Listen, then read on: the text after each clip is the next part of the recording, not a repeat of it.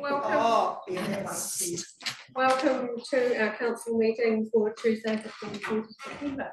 Many of you will know that it is Sign Language Week, and so I'm going to do my very best attempt. Okay, I'll explain what I'm going to do in a minute.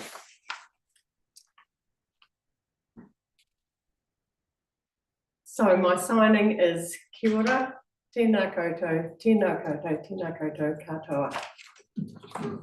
I thought I needed to symbolise that as being one of our language, recognised languages of New Zealand. But welcome everybody, it's great to have you all here. September, unbelievable. But anyway, we're in this month and we've got a full agenda that will keep our minds tuned to the business at hand. It's great to have you all here, but I just wanted to acknowledge and I want to inform you as my fellow councillors that it's no surprise to you that I am attending with a delegation to Belgium on the 9th to 5th to the 19th of November, when I will be representing this district. So I just really wanted to inform you that it is my intention, and I'm hoping with your support, that I will take the mayoral chains with me on their delegations for the formal occasions that I will be attending. I promise I will guard them with my life whilst I'm there, but I think it's important that along with my colleague Dan Gordon, that we'll be able to recognise that formal occasion. So I just wanted to inform you all, and I didn't want to leave it till next month, because I'll only be leaving the week after. So thank you. I just wanted to share that with you and hope that you can support me with that. That's all I need to say, I think, for the moment. Health and safety, we've all been in this building for a wee while now as a team. Should we need to exit the building, you know, out the door that you entered or to my left, and our assembly point is as nominated over by the St John's building. Looking around the room, we've got everybody here, which is fantastic, so we've got no apologies to receive. And in accordance with our normal procedure, we do have our affirmation, which gives us an opportunity to focus on the work in hand and consider the decisions that we will be making on behalf of our ratepayers across the district. So we will pledge that we will faithfully and impartially use our skills, wisdom and judgment throughout the discussions and deliberations ahead of us today, in order to make responsible and appropriate decisions for the benefit of the Taranui district at large. We commit individually and as council to the principles of integrity and respect, and to upholding the values that we believe distinguish and enrich our district. Thank you. So I'm just going to go back, because I know that you're all aware, but I know that David's here, and I just want to make sure that everybody knows that it's a self-funded trip that I'm representing this district. Just for you, David. Just on health and safety, the observing amongst you will notice that we now have a fire alarm button at their door that we didn't have previously. So if a fire should break out in this room and we're in the room, can we just make sure that we hit the alarm button so that people in the building know? Okay. That's great, thank you. You've all come prepared with the agenda in mind today. Is there any conflict of interest that you need to declare in regard to the items on our agenda? Right, that's great, thank you. And Graham, we do have our normal recording device, and we're being live streamed and recorded for that. That's wonderful, thank you. I'm not aware of any separately circulated items, so there's nothing that should not be recorded in your agenda pack. And from a councillor perspective, is there any urgent business items that you raised today? That's great, thank you. Okay, so that we've got 3 lots of minutes to get through, and we'll just work through our normal proceedings. And our first set of minutes is the 27th of August, and I will just work those through. Quick page turn, what we're looking for here is any corrections, thank you, that may not, I'm not sure whether Graham's received anybody from our diligent team, but we'll work through those pages anyway, looking for accuracy. So page 4 and 5, page 6 and 7, 8 and 9, 10, 11, 13, 14, 15, and 17. Thank you, Pauline. Thanks, Madam Mayor. Just page 16, just in the section in regards to Andrew Mason's deputation. I'm comfortable with how those minutes read, but I am just aware that I did ask a question that's not recorded there in regards to the withholding of information due to commercial sensitivity. I don't feel that that needs to be recorded, but I just wanted to check process in regards to that. So you were through those minutes. So what you're raising is that you raised a question that it hasn't actually been recorded here in the minutes. Is that what you're saying? Yes. Okay. So do I get a sense from other councillors that they recall that context of the discussion, or has it been appropriately covered? I mean, no names are attributed to questions being raised. So does the narrative actually fit the discussion that was hosted on that day, I guess is the question. Or do you want your name attributed to a question? I do think perhaps it's not quite in the narrative. So there was some discussion around from Andrew Mason about the withholding of information in regards to commercial sensitivity, and he had stated his belief in regards to that, and I had questioned whether he considered that commercial sensitivity could involve other aspects other than a financial contribution. Okay. So I do think that perhaps it. So we're looking for some wording around that might contribute to that overall impact statement, I guess, is what you're requesting. Yes. So you just put the recording. Can you check that? I can't. To be fair, I can't actually recall the detail of what you're talking about, but there's a general acceptance from councillors that something around that should or could be included in those minutes to improve that accuracy of that discussion. Mayor, if you go back through the minutes, the recording, and if there is something there that could be reflected, I would be happy to have that included in the minutes. Can I just leave that? Yes, ma'am, yeah, and I do recall something about that, but as I'm doing the minutes, I summarise things. Yes. So I can just go back. Okay, and if that, yes, and if that adds value to the narrative, to the story and the inquiry, the question or inquiry, I think that's what the councillor is saying. Exactly. So, Thank you, Madam Mayor. Much appreciated. Yeah. Okay, so that if there's no further items of accuracy on that set of minutes with that minor change, so we call it, do we take someone willing to accept those minutes as a true and accurate record? Thank you, Fiona. Do I have a seconder to that? Thank you, Dave. All in agreement to that, please say aye. Aye. Motion's carried, thank you. So we'll just flick through those again to consider if there are any matters arising from that set of minutes on the 27th of August. Here again, we'll just do a quick page turn, so 4 and 5. 6 and 7. Thank you, Robbie. Just 5.1, I wondered if there was any update on the draft application.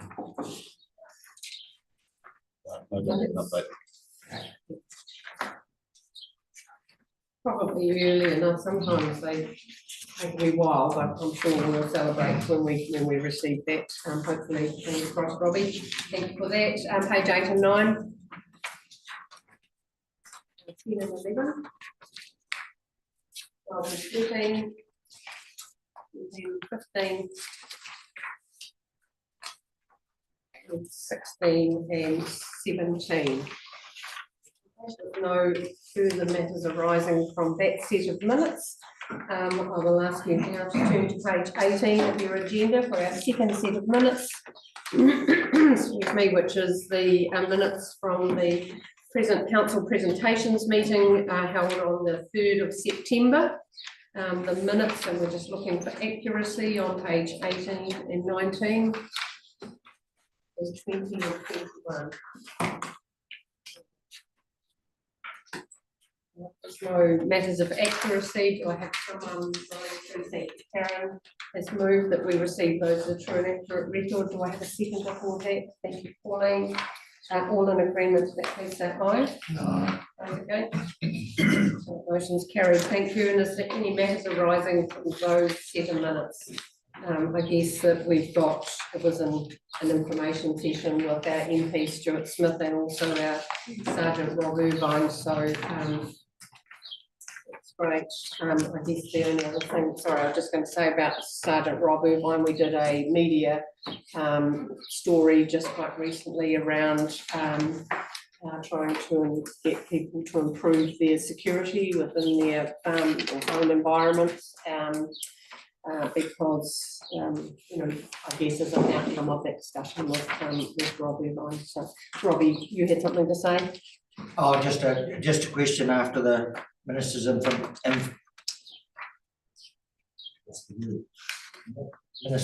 invitation to, I suppose. Have we managed to write to him on the Great Walk? No, it's still on my to-do list. Yeah. I mean, that discussion has been chatted in many forums, you know, but we will continue to advocate for that, and we'll see where we get to, obviously, but yeah, that's fine. Did you get a hand up? You just you know, it's all very well these great walks, but like there's 2 walks in Cheviot which Doc had walked away from. Literally, and said, I'm not going to open them again. And it's all very well having these flagship ones, but there's local ones which are used a lot. I guess the reason of writing to the minister is really because it was a pledge coming into the election. So, you know, we have a duty to consider that pledge, and you know, I guess it's uncertain of where it's going to get to, Vince, but I take your point that we've got some great localised walks that are equally successful and can attribute to visitor and locals alike. So, yeah, your point is noted. Thank you. Okay, sorry, Tom? Yeah, also on the Great Walk, I thought there had been an indication that there were technicalities and funding arrangements that would make that Great Walk almost impossible or highly unlikely. Yeah, I think there is some consideration around that, but I guess we owe it here again, come back to the high level principle that it was a discussion point. I think it's you probably understand and remember it more than I, Hamish. Can you fill in some of those gaps around the Kaikoura to Hammer Springs connection and so it's a Molesworth Great Yeah. Walk, and it's unlikely that it could be fully developed solely from the amount of money that was promised. But we have an obligation to look at, are there other funding sources that could augment that money and make it a realistic proposition, rather than just say, oh no, we give up, it's too hard. Yeah. Certainly it did trigger quite a lot of interest pre-election, so you know it's rather us dropping the ball. It's you know, just continuing to see what other options there might be available that could add value to our district or enhance that visitor experience, I guess. So, but thank you for the contributions we've had. And our final set of minutes is on page 22 and 23 of your agenda pack, and I'm going to call on Ross and Robbie, given you were in attendance for that meeting. I'm guessing that you've both read those minutes, and other matters of accuracy that either of you have noted. All good? Are you happy to move, Ross? Yes. Thank you, Robbie. Are you happy to second that we receive those minutes as a true and accurate record? Please say aye. Aye. That's carried. Thank you. And I guess one of those events will have been held over the weekend, so I guess we're, not sure. Dan, do you know, sorry, the, Raytech, motorsport, do you know how that went up in the Ashley Forest from a roading perspective? Was it over the weekend? Oh, no, I don't know how it went. I know there's plenty of people participated in it, but I don't know the actual outcome yet. Okay, so we'll just, from a roading perspective, we'll keep an eye on that and make sure we've got appropriate recovery if that's required to maintain the durability of our roading network. Yeah, I'll leave that in your hands, thank you. And the other one, the volunteer fire brigade, that's not till October, so let's see how things go from there. But anyway, that does allow us to look at those minutes and thank you for all of the reporting. Thank you, Graham. We appreciate what you do. Just as on page 24 and 25 and 26 is our Noan Council work program, and the diary on page 26 and page 27. Not sure anything in there that continues to go on, so it's really interesting, the eco-friendly house here in Amberley. I think that's open for about a month for people, but Dave, I saw your hand up. Number 12, photo for a rural lookout app story. What was that, Murray? Just out of interest. Just whereabouts are you, sorry? Your mayoral diary. 26, 10th to 12th. Oh, the rural app. Yeah, what's that? Okay, so that's been a police pilot. It's been the New Zealand Police, it's probably coming to the end of the 2-year pilot for, it's an app you have on your phone, and that actually, so that pilot period is, I think, coming to an end, but that was part of the security increase of, you know, getting people to use the app on their phone. It's not really designed to, let me rephrase that. It's designed for people, you know, if it was at your place and you saw a different car or different activity within your community, you could actually log that information onto the app, and it helps build a picture for the New Zealand Police, but it's a New Zealand Police program. Yeah, thank you. Happy with that, Pauline? Thanks, Madam Mayor. I just wonder, in your diary, I see on the 26th, Te Tiriti o Waitangi training. I just wondered if you'd be happy to explain what that involved. That was put out to all councillors. You were all invited to attend that, I think, under Together Haranui. It was a program that was facilitated by Eileen Wallard, who's got a good connection with the community team.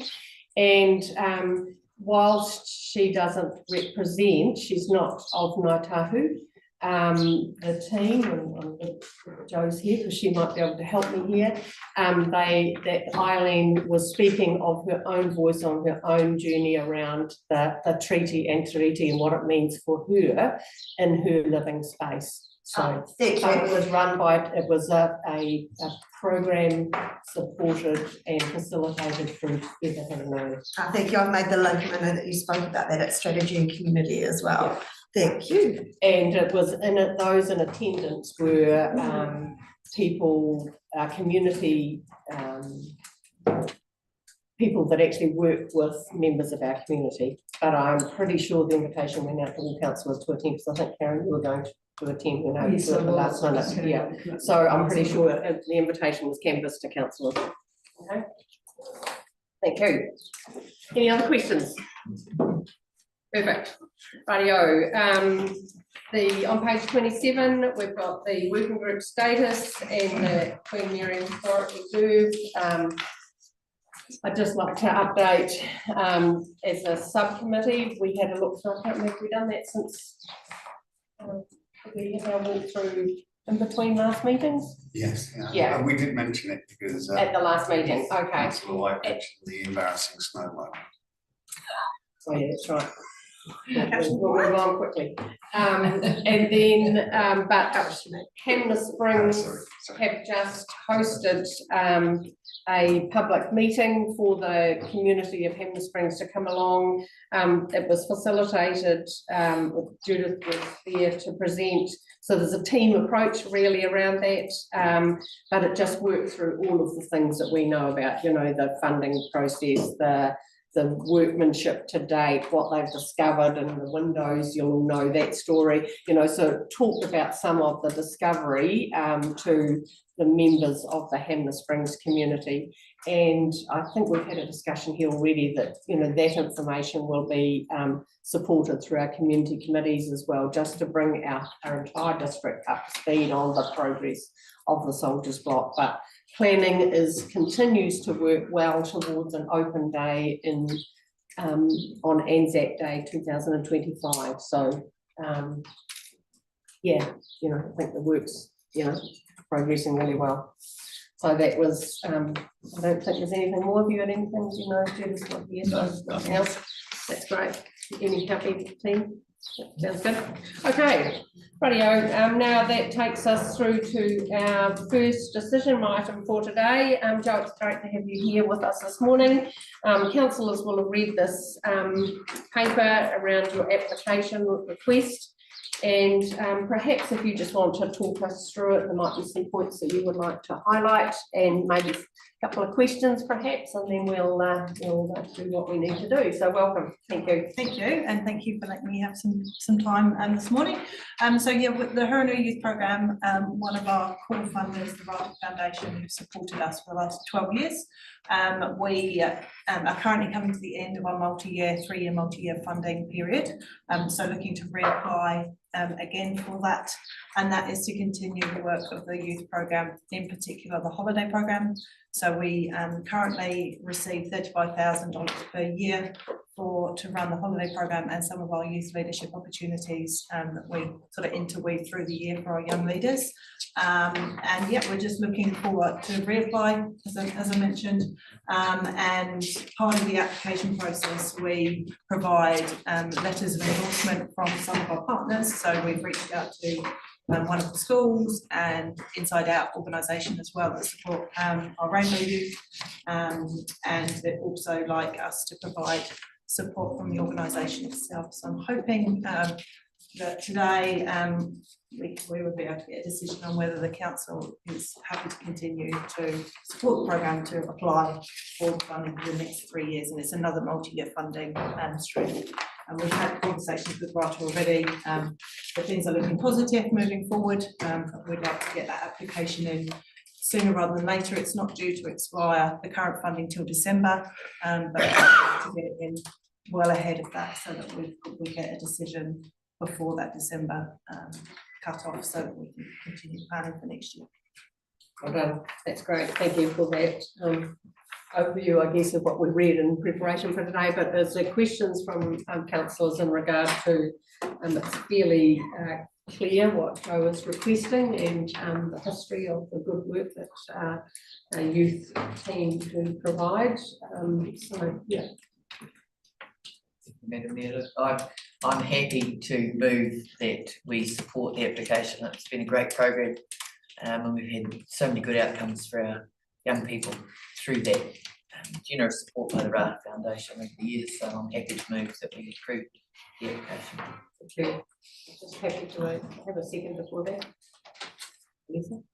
Just a Is she seconding or requesting? Seconding. Seconding. So I'm going to move on a second. Do you have questions? No, look, I was going to make a comment that just endorse the motion as well, the recommendation, and just to say that, Jo, I know that a lot of the opportunities that you provided, you really listen to the youth of the Hurunui and what it is that they need, and I think that this, you know, fulfills a lot of opportunities that we otherwise wouldn't necessarily have in our district, so I'm fully in support. Just a question, I'm not against it, and I'm just wondering, it says to support, so how much does the program actually cost a year to run?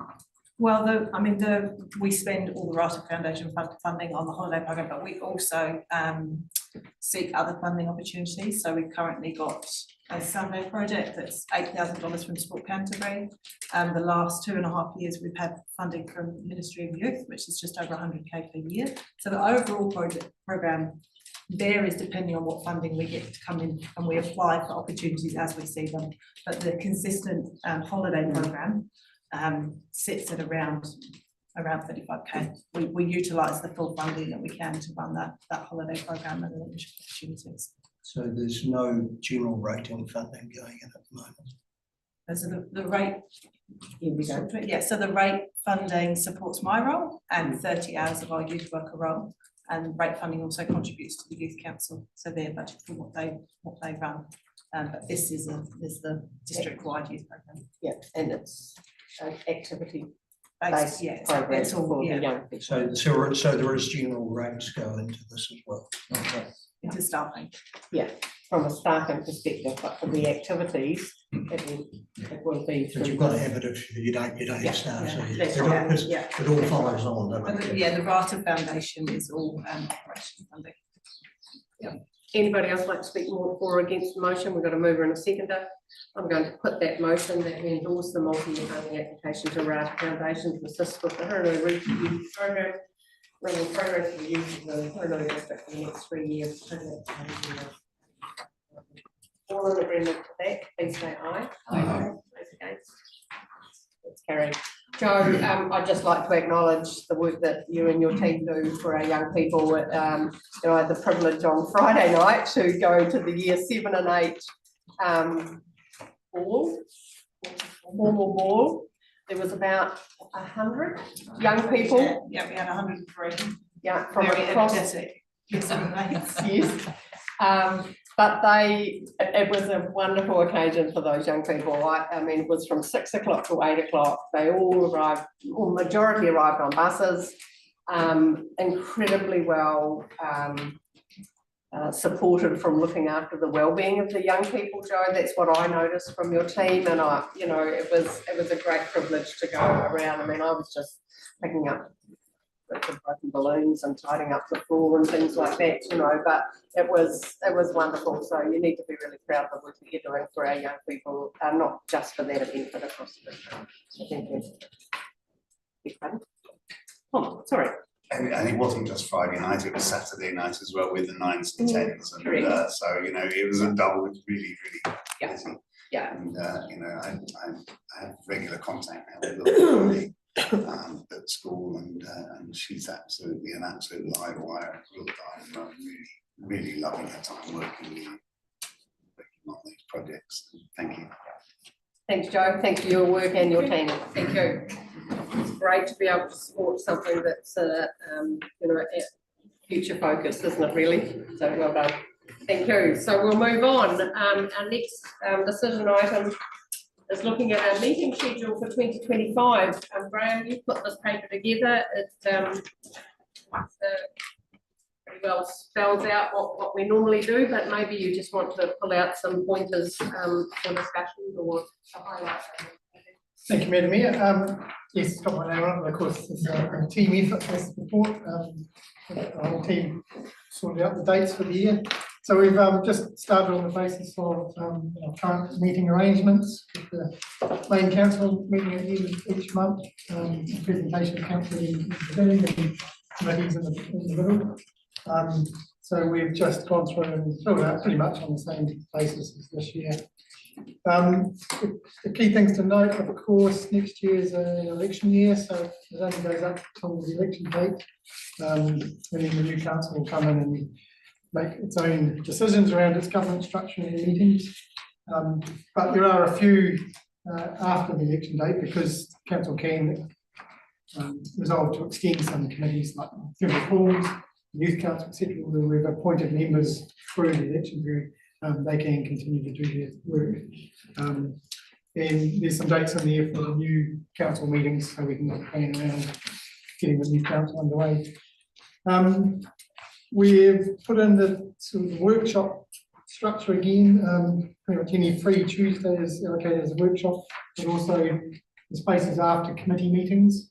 So as you know, we may not be on a committee on a Tuesday, but we might still get called up for a workshop in the afternoon, but you're probably all very well aware of how we manage that. So we're just taking that same approach, and that just changes as we go. The annual plan process, been working on that with the executive officer, so we've got dates in there.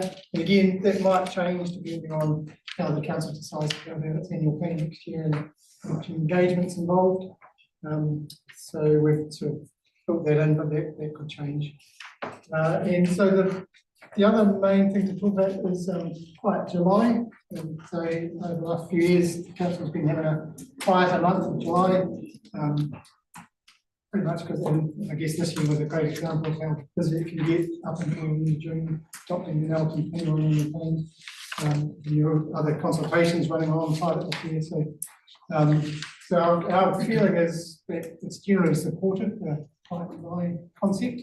But there was additional pressure this year, so we did get some feedback from officers mostly this year. It did put a bit of pressure on trying to pick up some of those other work streams that have been put to the side while these other big projects were going on, and then trying to get those up and running again. We know council meetings to kind of get things going. But the feeling is that next year being an annual plan, year will be a bit quiet, and we don't have some of those big consultations like reserves management going alongside. So we think it probably is manageable again. So we as officers are recommending that we take that approach again for Quiet July. So we still have a main council meeting at the end of the month. The only thing we are suggesting is a strategy and community committee meeting in July, because just the way the meetings are spaced in, so that committee can carry on its work. Otherwise, there's quite a big gap. If you do not have strategy and community, we could probably squeeze it into either the June or August spot where audit risk is, and maybe share that. So I think that's probably all I need to tell that. I mean, that's a council decision around Quiet July. If there is a wish to have more activity in July, we can just fill that in with the normal meetings of a presentation meeting at the start and but the operations committee was pointed out that often reporting on that. It's the first month of the financial year, so often there's not a lot to report on it. Hard to gather that information for that meeting. So it's just another feedback. But I think that's all I need to say down there. Just happy to take any questions. Yeah, that's great. Thanks. Oh, sorry, I will put out there. So the big colourful calendar is what we work to. It's put on the web, and we just want to read just so everyone can look on there and see what's coming up in the year. Thank you. Thanks for that overview, Graham. Really appreciate that. And so I guess you've all had a look at the colourful to see which committees you're attached to and how that might work for you in your business outside of your council duties. And I guess that as Graham has said, you know, we've come through building up to our LTP with those 5 other consultations and I guess that additional workload, perhaps some of us, you know, the Quiet July following that was quite helpful to take a bit of time. But I guess that's the point of question that I want to canvass with you first, is understanding that we're not in an LTP time, we won't have rep review, we won't have reserve management, you know, all those other things, but we will have an annual plan. So with that, I'm looking for some feedback around the principle of Quiet July. And other than that, the dates are really, as you see them, that are just reflective of the, you know, our workload, our Tuesday council determination at this point. So happy to receive some questions and or feedback around that, what you've read, what you've heard. Thank you, Tom. Quiet July is great. When will we get dates pertaining to the election? You know, the nominations, closing nominations and the voting period. It's a good question. Yeah. I'm not sure, but I'll have a chat with our electoral officer and see when we can get those dates. Just on a little technicality, wind often quite affects the speakers, doesn't it? I wonder if this wind might affect the quality of the listening from people outside. Can we shut the doors a bit? Thank you. Robbie, are you happy with that? So we'll get that information around the elections and yeah, we've managed the other. Thank you. Robbie, did you have your hand up for a question? You two things, I think it's dry July. The Quiet July, I'm relaxed about in the years that it's not the the big planning process. I'm quite happy to keep the machine running during that month. But the other thing I picked up on here around consultations and how much time and all the rest. Later on, we've got a paper on looking at new software. I think we should be first footing, you know, the digital way of consultation and keeping, you know, because I think I don't know how long it'll take to happen, but it will happen. And I think the emails and the things and engaging and getting above 40% feedback, and I think we should be first footing that somehow, and whether or not others are doing it or there's regulations, things to work around. But I think we need to be ahead of that. I guess what I'm hearing is, you know, how do we consult on those big ticket items, and is there a different way? So I guess that's a common strategy and that could be something that, you know, you might bring some influence to that if it's a annual plan next year, when we have a planning and preparation around what's our common strategy. I'm thinking that that's probably the time to be influential around that. Robbie, does that work? You'd be, Yes. you know, like how to, so at times when we want to get good, strong feedback from our community, how can we improve that process? Yes. Yeah, so, Yeah, through the comm strategy on individual. yeah, I think possibly when we talk about the other item, we can maybe expand a little bit more on that. Okay, and yeah, but that's later on in the agenda. Yeah, okay. But so we'll hold on to that thought, Robbie. We might have a discussion later, but actually it might be that we can be influential when consultation comes up, as it does through our cycle of working with our community. Yeah. Thank you. Yeah. Thank you, Madam Mayor. Look, I'm happy to move the office recommendation. Yeah. So with the support of Quiet July, Yes. yeah, as it's been discussed. Yeah. Do I have any other points of interest around that? I think that generally getting good support from the community. So you're happy to move? Do I have a seconder? Thank you, Karen. I'll get you soon. It's all good, it's all good. It's It's just good, I mean, well, we're both on the same page. Right, so we have a mover and a seconder for the officer recommendation, inclusive of the strategy and community meeting being held in July because of the timing sequence. But the Quiet July will be as we understand it for the incoming year. Okay. So moving a seconder, we all know what we're deciding on here. All in agreement to that, please say aye. Aye. Those against? That's carried. Thank you. Thank you, Graham. I look at this and think it must be a, you know, you've probably got a good template for getting it all organised, but it looks like a lot of work to me. So well done. Thank you. Good. Thanks, councillors. Welcome, Jason. We've got the decision item 5.3 in front of us around the elected members' expense and allowance policy. So you saw pretty much paint by numbers, but they will have read it, and you can just speak to the points that you want to raise. Thank you. Thank you, Madam Mayor. Yeah, that's pretty much paint by numbers. The Remuneration Authority released the updated remuneration at the end of June, but subsequently amended the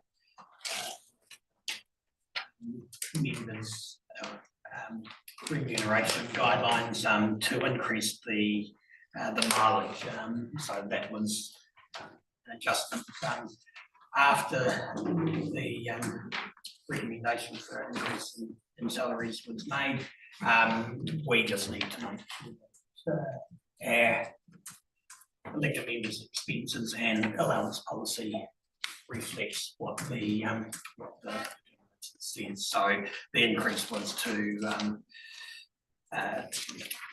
mileage rate moves to $1.04 per kilometre, and then there's some conditions placed on any mileage over 14,000 k's per annum allowed from there. So that's just highlighted on page 39, the key changes that were made. Right. Question, Ross? Thank you, Madam Mayor. Just regarding the keeping tabs on this, that's done in-house. We don't have to keep tabs on it. No, and in my time I think we've only had one councillor that's gotten close to the 14,000 and so it's generally. Yeah, and but if you'd have a conversation, if any one councillor was getting at that threshold. Yeah, that's correct. Well, and we'd just it'll just flick over to the secondary rate straight away. Yeah. Cool, thank you, that's cleared up for you, Ross, thank you. Is there any other questions for councillor? Thank you, Tom. It's just on this, I got hit with a fairly big ACC bill this week. That feels unfair that we should have to pay ACC out of our income. Any comment on that? I don't have a specific comment. I will go and get some, I do have some advice from perhaps advisors from some time ago that schedule out the responsibilities of councillors. Fish that out to see what it does talk about for ACC. That's all I can say, but I'll provide you with what I know. Yeah, I think we've probably got, received a letter this week, and yeah, you're right. So maybe if you can provide via email some information, or maybe you can hunt it out by the end of the day or whatever. Yeah. Go and look for it now. Okay, that's great. Thank you for raising that, and the rest of it is set out by the Remuneration Authority, the increases as you've read. And if there's no further question around that, someone willing to move, someone willing to second, thank you, Tom. Thank you, Pauline. So the recommendation is the council approves the amended expense and allowance policy as per appendix 1, which is on page 39 of your report. So we move in the second, all in agreement to that, please say aye. Aye. Okay. Motion carried. Thank you. Thanks, Jason. Welcome, Scott. It's good to see you here. And councillors will have read the information or the decision paper around the road landing for Hannah Springs. Tom will be all over this as well, given that it's been to the community board a couple of times, but maybe if you can just talk us through this, Scott, and then we can see if there's any questions or clarity required. Yes, through the chair, as Madam Mayor just hinted at, this has gone to the Hannah Springs Community Board on the 16th of September. Also went to an earlier July meeting where the first round of names they selected the board was not an approval of, which was, and then from there was some negotiation had 2 members of the Hannah Springs Community Board, and now coming up with 6 new roads for the Riverside Springs summit. We've gone with the theme reflecting the former station, St James Station, that's also now forms part of the St James Conservation Area. So they've linked it nicely with the history of the place, which also has a link to Hannah Springs Township itself. So the 6 names proposed are Stanley Vale Loop, MacArthur Drive, Ada Close, Guyon Place, Henry Close, and Wilma. Said they have been had the approval of the Hannah Springs Community Board, and now seeking the approval of. Thanks, Scott, for that. Tom, you got anything you want to add on the paper? I think these are much more appropriate. I know Rosemary Ensor has been consulted and played a part in this, so yes, I'm happy to accept those and happy to accept those recommendations. I'll take that motion in a minute. I'll just make sure there's no other questions from councillors. Right, happy to move it, Tom? Yes. Thank you. Can I have a second of all that? Thank you, Vanessa.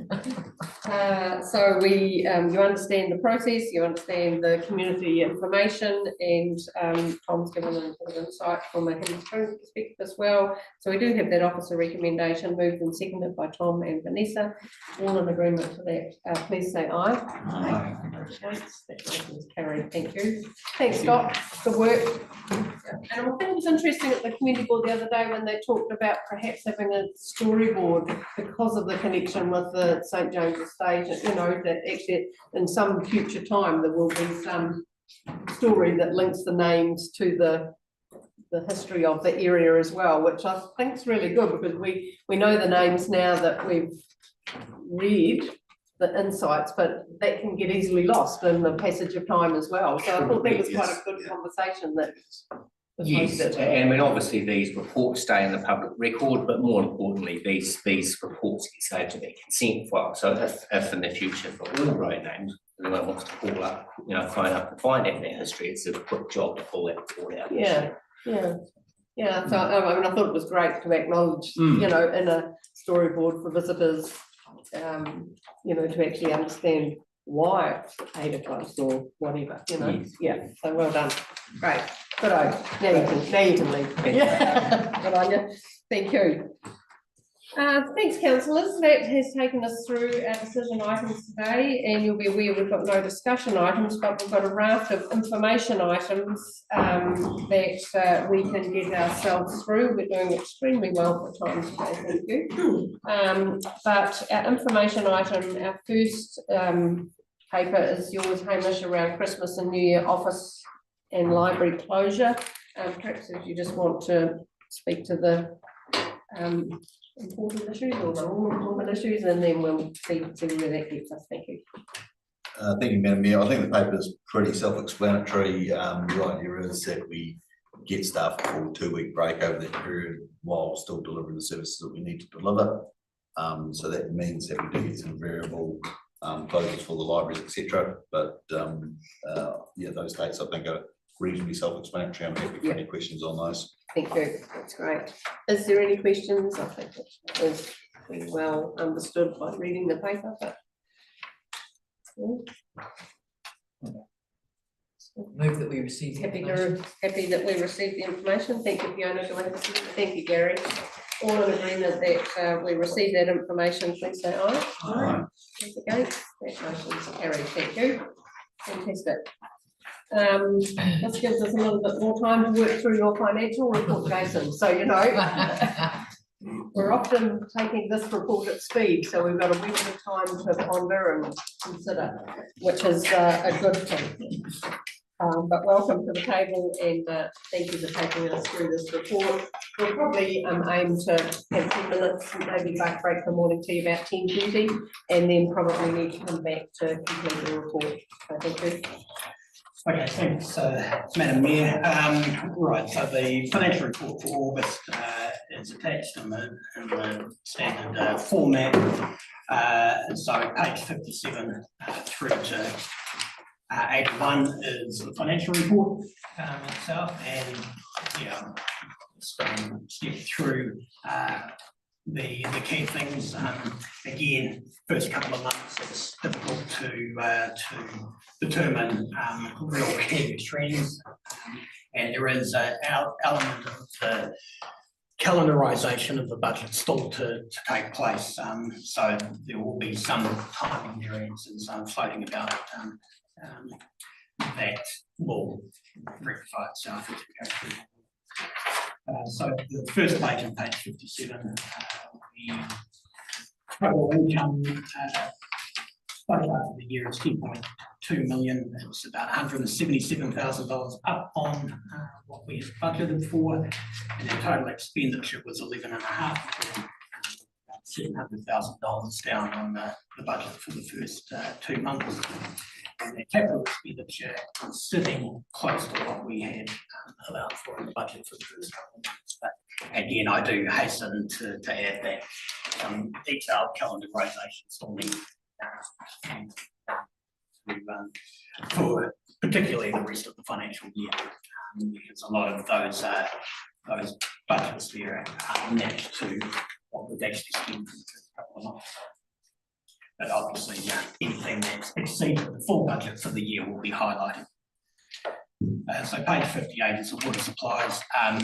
We've just got a variance relating to rates, and that's purely because we received the rates for the Ashley water supply from the Waimakariri District Council in the third month of each quarter, rather than when we receive rates, we do allocate it per month. So it is purely a timing variance that will rectify itself next month.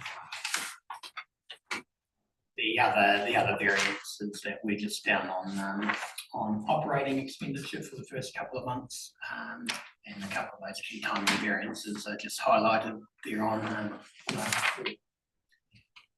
And our interest cost is higher than we budgeted for, but bear in mind that for the first 3 months of this financial year, our internal interest rate is 6.25% based on our external interest rate at the end of June, whereas our budget for the full year was 5.74%. And I'll explain where the interest rates are going when we're talking about in the Treasury session.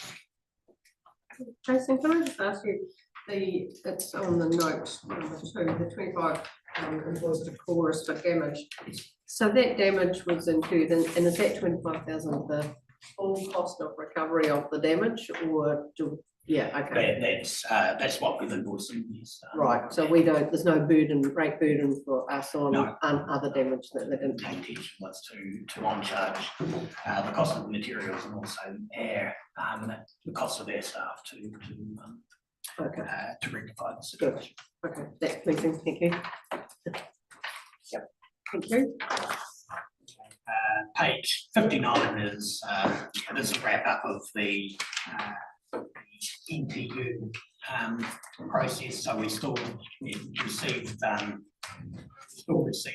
funding towards the transition of Three Waters, or the next step for Three Waters, and there is a cost associated with that. The next step that we're having discussion.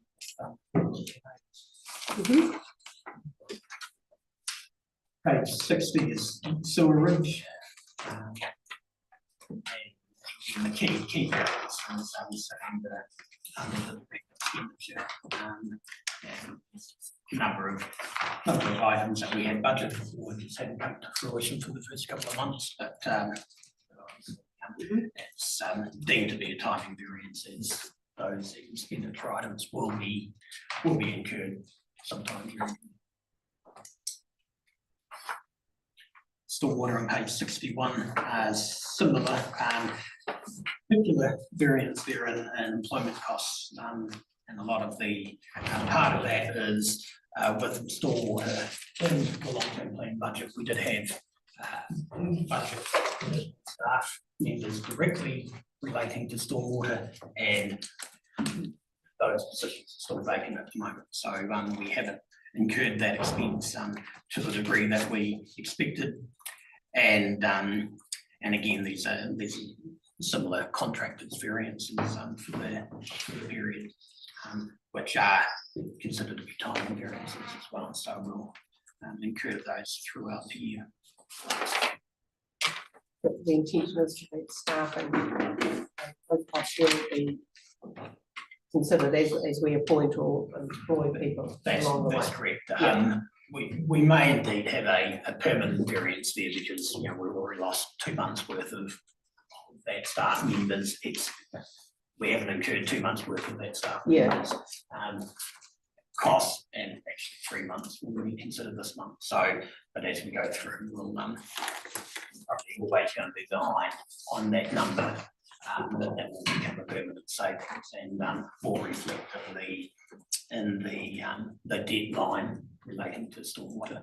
So if we advertised and not appointed, or if we advertised and or haven't advertised yet?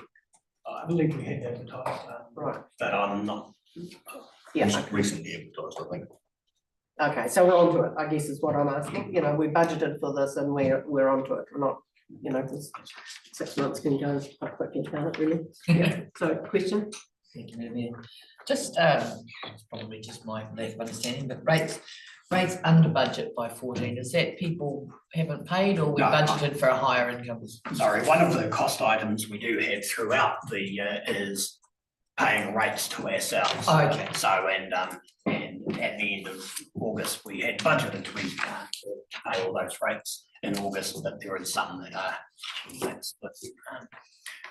paid first instalment in August. It's just recognising the other 3 instalments. Fantastic, thank you.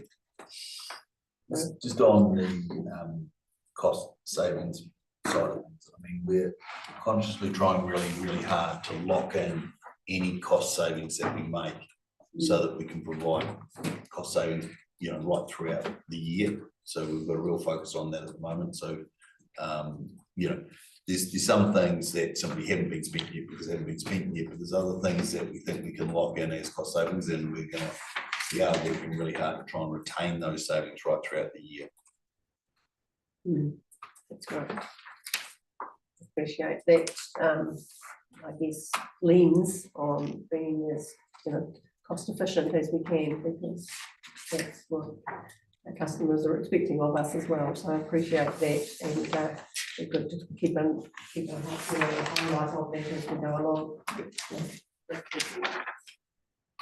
Thank you.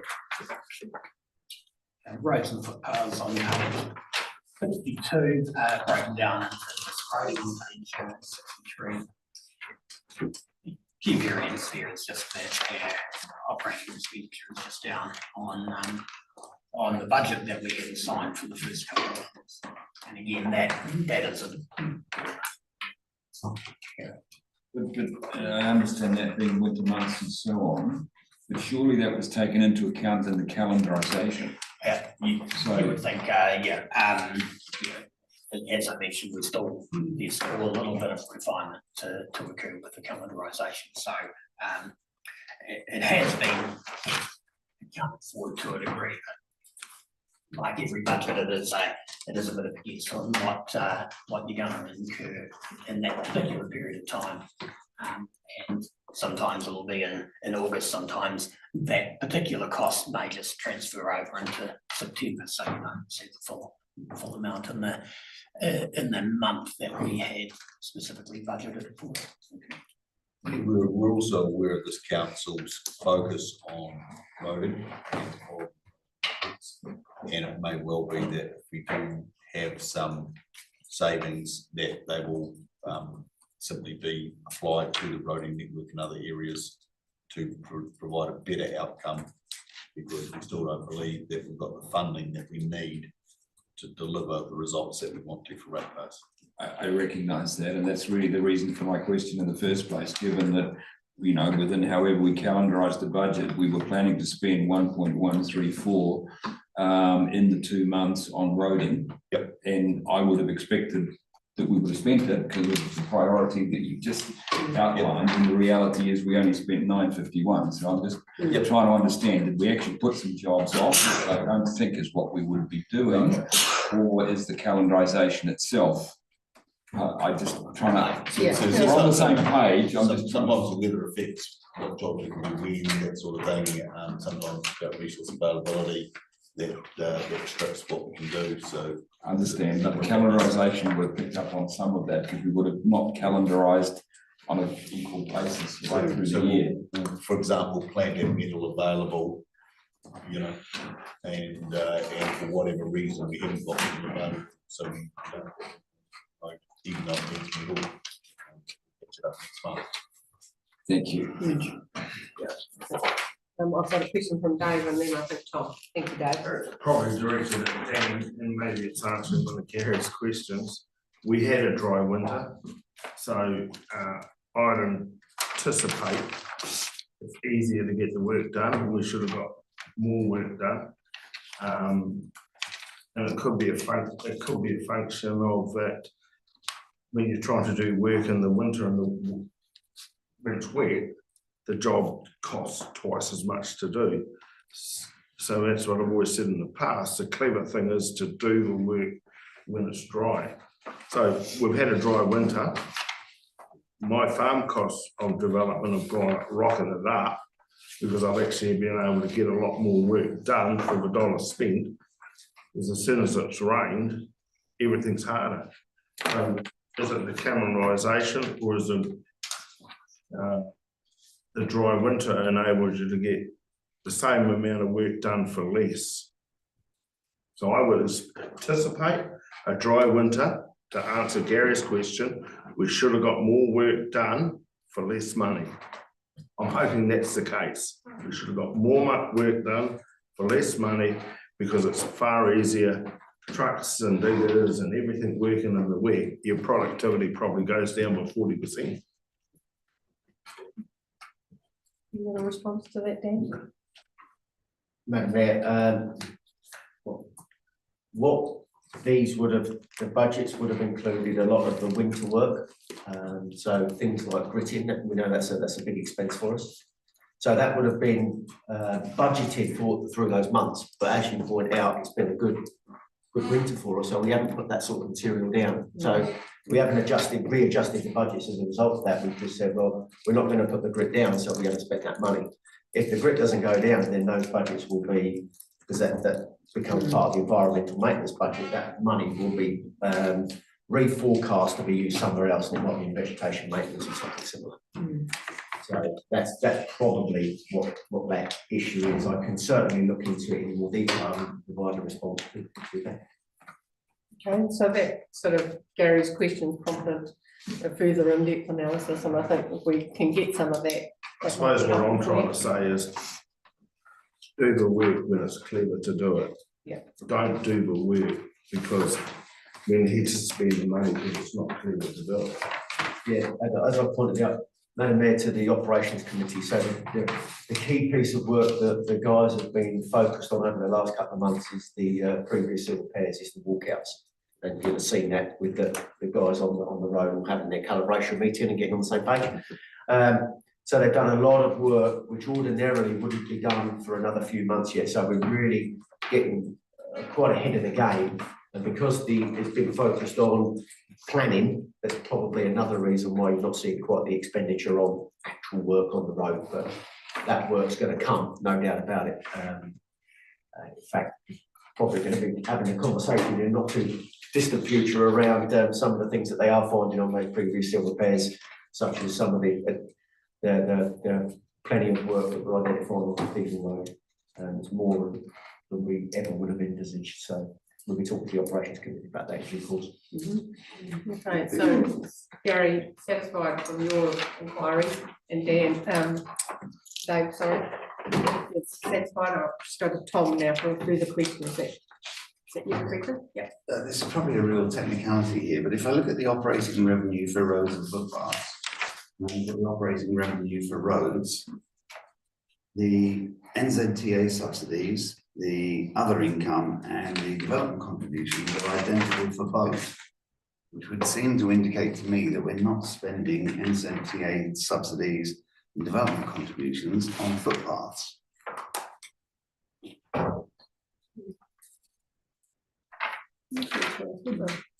Sorry, Tom. So we're making a comparison, I think if I'm hearing Tom correctly, looking at page 62, roads and footpaths, year to date and budget totals. And then if we make that comparison to the, on page 63, NZTA subsidies, very similar. In fact, they're exactly the same. The budgeted details are exactly the same on page 62 to end 63 on the year to date figures. You see where I'm talking? Yeah, we haven't budgeted Yeah. any NZTA subsidy for footpaths. Yeah. So if you turn over the page, you'll see we've had $114. Budget, yeah. Subsidies allocated to roads. And yeah, the final point about development contributions, I do see that it's core development contributions there. The budget on page 63 and 62, 1.1 million. That is actually the budget for vested assets. So I need to rephrase that. It's just a standard number. So we record at the end of the year, it's not receiving development contributions. Yeah, for any right. component. It was a convenient place to put it when, rather than having a whole nother section of, in our budgets, for vested assets, when we report it. I'll just go through and correct that in the template, so it's quite clear. It was just a technicality. Yeah. Okay, so you happy with that, Tom? Yes, yes. Yeah, good. Righty, I'm just conscious that we might, is there any other questions? Looking at page 62 or 63, and perhaps at this point, if you're comfortable, Jason and team around the table, that we do break for morning tea, and that will give us the time to sort of refocus. And when we come back, we'll be looking at okay. So with that, we will adjourn for a morning tea break, and perhaps if we had.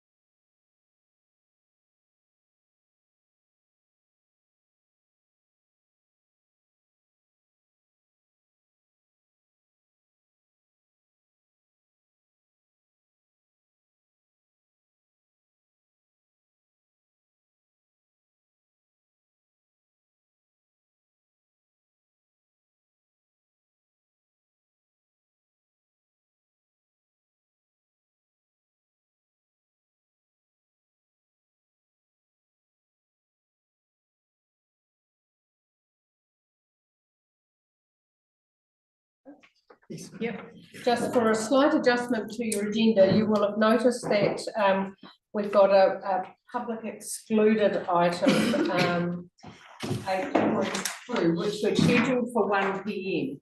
So what I'm suggesting is that because we're working through this agenda reasonably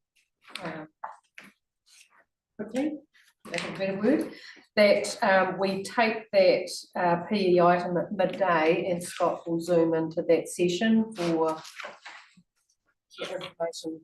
Yeah, in that regard. So we're going to work towards midday. If we need to go into PE, deal with that, and then come back and complete our agenda, we'll just we'll just work the time in pursuit. Okay, happy with that, councillors? Rightio. Thanks, Jason. So that takes us back to, I think, page 64, 65 is where we're at. Thank you. Page 64, it's roadside construction. No significant variances from the operating, and a number of the projects there are for new footpaths, or in the case of just like renewals of footpaths, which are all time for the summer construction period. Some of those ones, new footpaths, are still at the discretion of the relevant community committees. So if they're not expended during the year, but money will be carried forward into the year as it's done previously. Page 65 is coastal hazards. Some expenditure as well as the Amberley Beach foreshore protection account going into debt by now. That hasn't occurred as yet, so there hasn't been the interest cost that's been assigned to that. I think I mentioned last time when we approved the projects to carry forward, there was this project that I will need to bring a separate paper, and there's a couple of other small projects that may need to be identified as those ones to carry forward as well. And that's, so I'll do that for the next paper. Particularly well.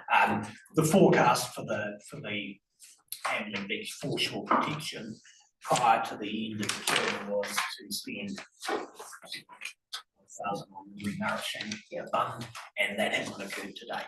Well, it hasn't occurred before the end of the year. That amount was never formally budgeted for. It was just approved as a separate business case later in the last financial year. So I just need to reflect the fact that we had previously forecasted, but hadn't been done, needs to be carried forward. So when the work is done, we are still considering that. So can I just be clear, does that mean you will bring a paper to talk about the Amberley Beach foreshore protection, or is it just around the Mutnow Beach? So can you just, no, what are the additional papers that you're going to bring to? The paper is just to get a formal approval of carrying forward the budget that we had forecast for last year. So Right. similar to what we approved at the last meeting. Okay. But I do know in the background, there's a couple of projects, particularly in Hannah Springs, that need to be carried forward as well. So there'll be a bit of a compendium report, but purely from a financial point of view, carrying forward the budget. So we can accurately compare actual costs against the budget that had been previously approved. And those papers will come to the next meeting with council. That's my intention. Okay, rightio, just trying to get us all clear. Thank you. Yeah, great. Okay, yeah, you're right. Yeah, that in the current year's budget, we do have 900,000 to do development of new sections and whatnot to facilitate the relocation of some buildings, some dwellings, which has not been spent today. Yes, but it is there as that $900,000 budget. So from a financial perspective, when that task is being worked on or completed, we'll be able to track from a financial perspective the budget, the expenditure against that budget horizon. Yeah. Perfect. Good days. Adios. Okay, page 66 is group activities for public services. And again, that's broken down into the individual activities. The first one on page 67 is the community services. The key variance there is the level of external funding that has been that had straddled the financial year. We had received the money in previous years and now recognised it in this year, and the list has been provided there from the community partnerships team. Yeah, I mean, that's really good to have that little table there to easily at a glance identify actually, and it comes back to your question, Vince, around what's ratepayer funded and what's actually externally funded by applications. So we've got that on a monthly viewing and a good reminder to us and our communities that we're serving as well. So that's a good addition in my opinion. Thank you. Any other questions? Yeah. Everybody's happy? Thanks, Jason. Page 68, property. Couple of variances there. We've got some additional funding towards the Soldiers Block development. And then there's just a couple of timing variances in the operating costs.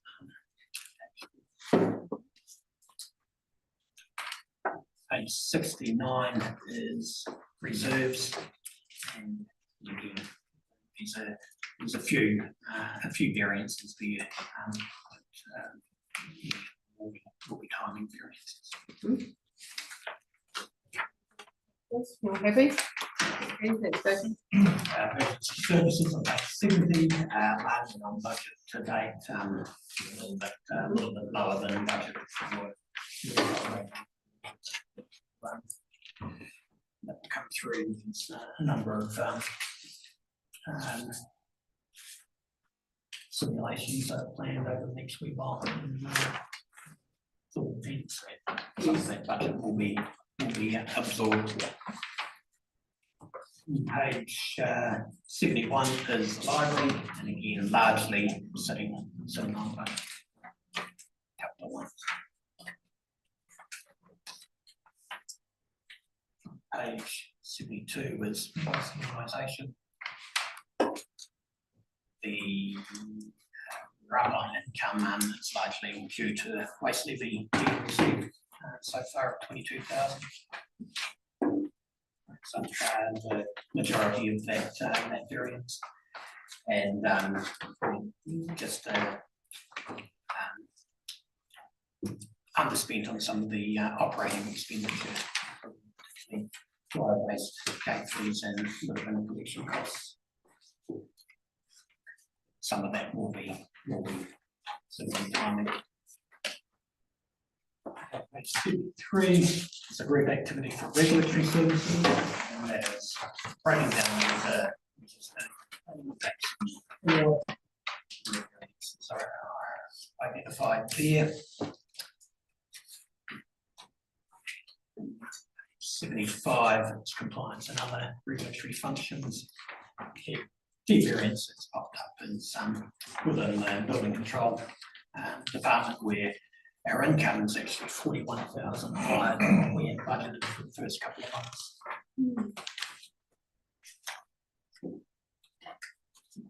Level out over time, or just have an increase interest, or? Yeah, I can't predict the building market, so I won't. Madam Mayor, we are seeing the numbers are higher than forecast at the moment, which is where the additional. Okay, and I guess that's generally in the South Ward or in Amberley, yeah. Okay. Thank you, thanks for that, Dan. Thanks, Jacqueline. Okay, page 76 is the police. Police experience. It's an ideal month. So for the year to date, we're sitting on services derived from calls of 45,000 against a budgeted surplus of 222,000. Do we have any understanding of is it just symptomatic of the time? Is that your assumption? I don't have any more to add than what perhaps Graham has provided in his analysis for the committee. Which the rest of the council do have access to. Interesting. Sorry, Vince and then Just, Jason, how do we compare with this time last year? Because we struggled last year. Are we worse off? Because that's what we caught up later. Are we worse situation now than we were then? I'm just going purely off memory, but I think we had a couple of quiet months. July and August last year were relatively quiet as well, but I need to just go back to the same reports from last year to do the direct comparison. But we were also in the construction phase of the shoots, the new shoots, which opened from September or October. I think in those first 2 months that there was construction going on and pieces closed off, so that probably affected the year-over-year comparison. Through the chair, Madam Mayor, and again, I'm careful how to say this from a governance viewpoint of council, but I think as council we need to understand what the recovery plan is, or where we are $267,000 behind budget. in terms of the pools in 2 months. And I don't know how September is tracking. We don't see reports even as a management committee through the months, but my feeling is that from a governance viewpoint, and I guess it then flows into the management committee meeting on the 11th of October, I think, and again, through the chief executive, I'll be interested in Hamish's view here. We need some sort of plan of saying, well, exactly where are we at? What actions are we taking? What's the recovery plan, etc. And I actually think that should be on the table with the management committee on the 11th of October. You know, based off the first 3 months of the financial year.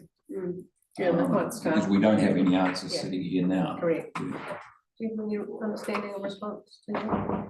Well, I understand it. Yeah. I guess, you know, that is something that this council should put on the management committee. Well, that's why I'm walking both, you can see what I'm doing, I'm Yeah. walking through both, yeah, I'm going to fill in both camps. Committee will of course go to management and the response will be forthcoming to the council. I mean, if it helps, as a member of this committee, I'm as council, I'm happy to move or whatever action we need to do to trigger that, so that then communication is provided to the chair of the management committee that we want that on the agenda for the 11th. I think that's a very appropriate request at this point, you know, because we need to understand, is this, as I said, symptomatic of, you know, the environment that we're in at the moment, or is there a trend of change that we need to analyse and understand? So I'm happy that that is a request that goes through to the 11th of October meeting of the management committee. So thank you for raising that. And I'm assuming that I've got support or agreement from council for that to happen through the full thing. Yeah. So that will be triggered. You'll organise that on our behalf. Will you move or second that? Okay, probably just an action recording. An action? So, okay, we'll just take it as that. Thank you. So that's been a really helpful discussion, I think, and we've got an action for that, you know, consideration around that. So thank you. So I'm happy to move on, or if you've got anything else around the pools. Yeah, we've got something from that. So let's just move through the rest of the financial report, Jason. Okay, page 77 is through. Oh, big pardon, sorry. Oh, that's all right. Sorry, I've overlooked it. No, that's absolutely fine. No, I just, I guess in sight of that, what we were just discussing, obviously that has an impact on our budgets with council as well, and so that may cause, if it becomes a longer term pattern, and when we're looking at some of the other works that we want to do, or whether we're going to be, what goes on the budget, because from the moment you start a budget, it's often out of date, but actually we really need to be tracking that, because that funds our district reserves, some small portion of that, so we need to bear that in mind as we're going forward. Yeah, so I guess what we're seeking from that action is a full gambit of analysis of, is this something that we need to do, and what are the net effects of that, or the likely outcomes needed for the council. Medivir, I think that one action is for the pools Yeah. committee, and the other one is just that I'm sure the staff are doing that, but just actually for us to understand how that's going to affect it if the pattern continues, just looking at that program. So I expect that that will happen by management anyway. Regardless. It's just that we get some understanding without interfering in their process. Thank you. Madam Mayor, just to be specific, sorry, in terms of that request that we just, it's a case, I think, of understanding the analysis of the current situation and understanding what the projected recovery plan is, because that then starts to address Fiona's question. Yeah. Sorry to be. No, you're fine. That's fine. So we're happy to move on now. Thank you. Thanks, Jason. I'll flick back to you on, and then looking at page 77 and beyond. This is the group activity for government. Corporate. Down into the governance.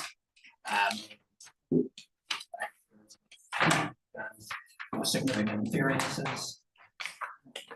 Page 79 treasury account. And the variances there being that our income is up on recognized 2 months. particularly relating to rate penalties. And then the interest, internal interest cost and internal interest received is all dependent on the level of internal debt, which is dependent on the level of capital expenditure largely. So that does vary depending on the time of year. Also, the fact, as I mentioned before, the internal interest rate was budgeted at 5.74%. Currently, it's still sitting at 6.25. So that pops out a little bit for the first quarter, but I know it's going to come down for the remaining quarters. Well, it could come down for the next quarter anyway. The prediction was for the rest of the year as well. Tom's got a question, I think. I fully understand the necessity of penalties for non-payment or late payment. But as it's so much over budget, are we impacting inordinately on those people who are already finding it tough? Are we actually compounding their distress by charging so much more in penalties?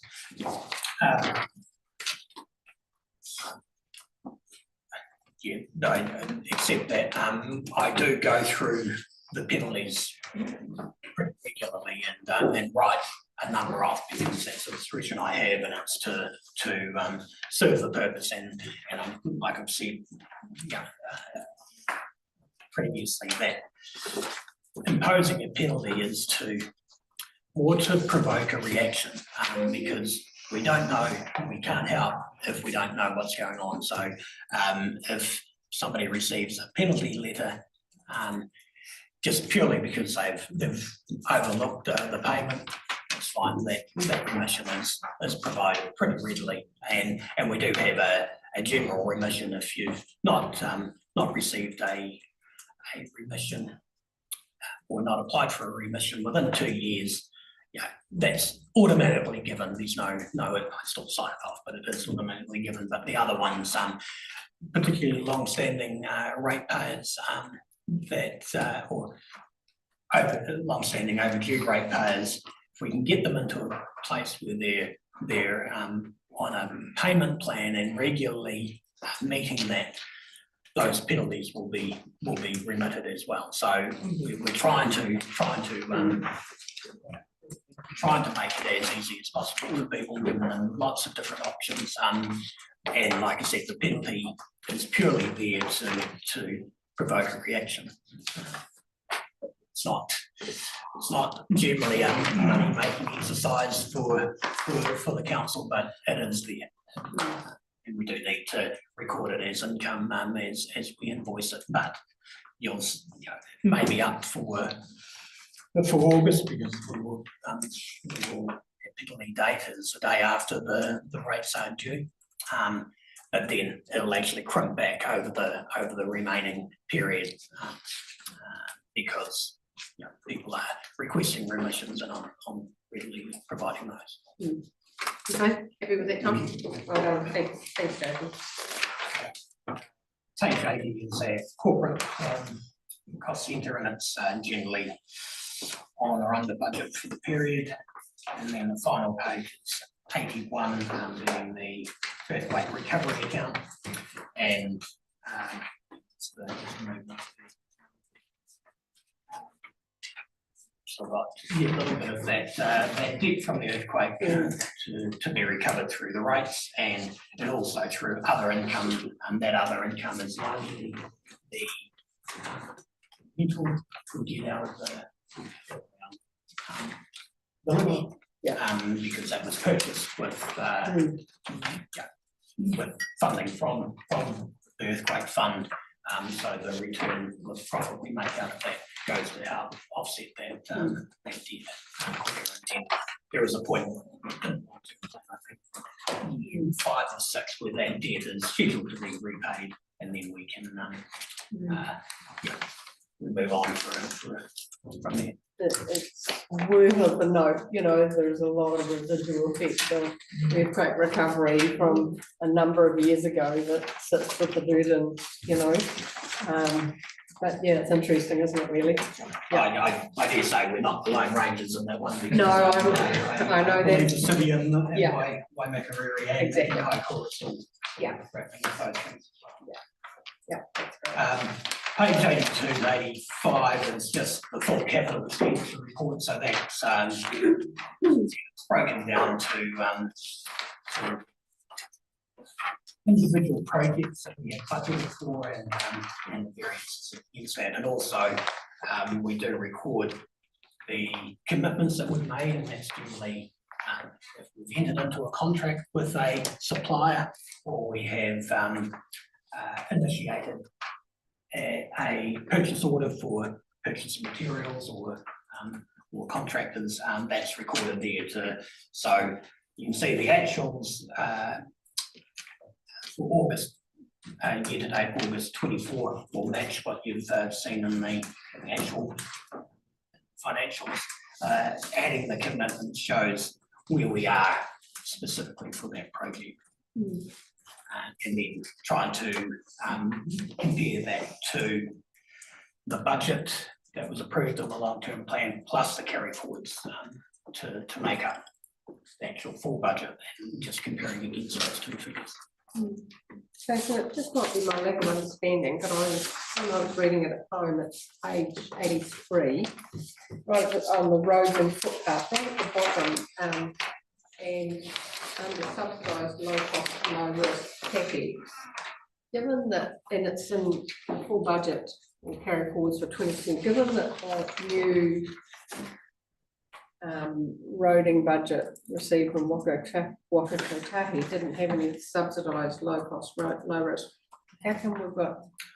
Yeah, does that make sense? Yeah, when we did adopt the long-term plan, we had received the advice from Waka Kotahi that there was no low cost, low risk budgets. Our budget that we ended up settling on did have the budget for low cost, low risk with the subsidies to come in from that now. And it was that we got the advice that there was no such such budget. That will need to be reforecast as zero. I think Madam Mayor, we're gonna, in the workshop on the 1st, we're gonna talk about that. Okay. And then probably a paper back at the end of October, getting a further direction on where council wants us to go with the roading budget, because of the amount of changes that have happened since. Yeah, okay, since the because long-term plan was approved. yeah, that was kind of what I was thinking, you know, if it's no longer there, why is that such a big number there? But I guess that reforecast or that decision will be made over in the passage of time. Yeah. I think certainly if we formally reforecast what the rating budget will be, that will be reflected in our management accounts from there on, and because otherwise we're always comparing apples with oranges, because it is no longer a budget that we no longer an avenue of funding that we have available to us. Yeah. Okay, thank you for helping me understand that better. Any other questions for councillors on page 82, 83? We've probably poured over these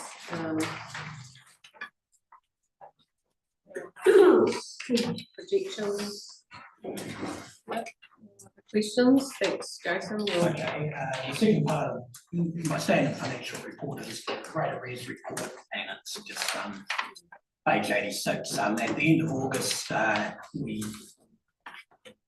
rates were due in on the 20th of August, but we do have a number of ratepayers on payment plans, so there will be, they won't be paying all of that quarter's rates off in that in the first 2 months. So there's always an amount of rates still owing at the end of August.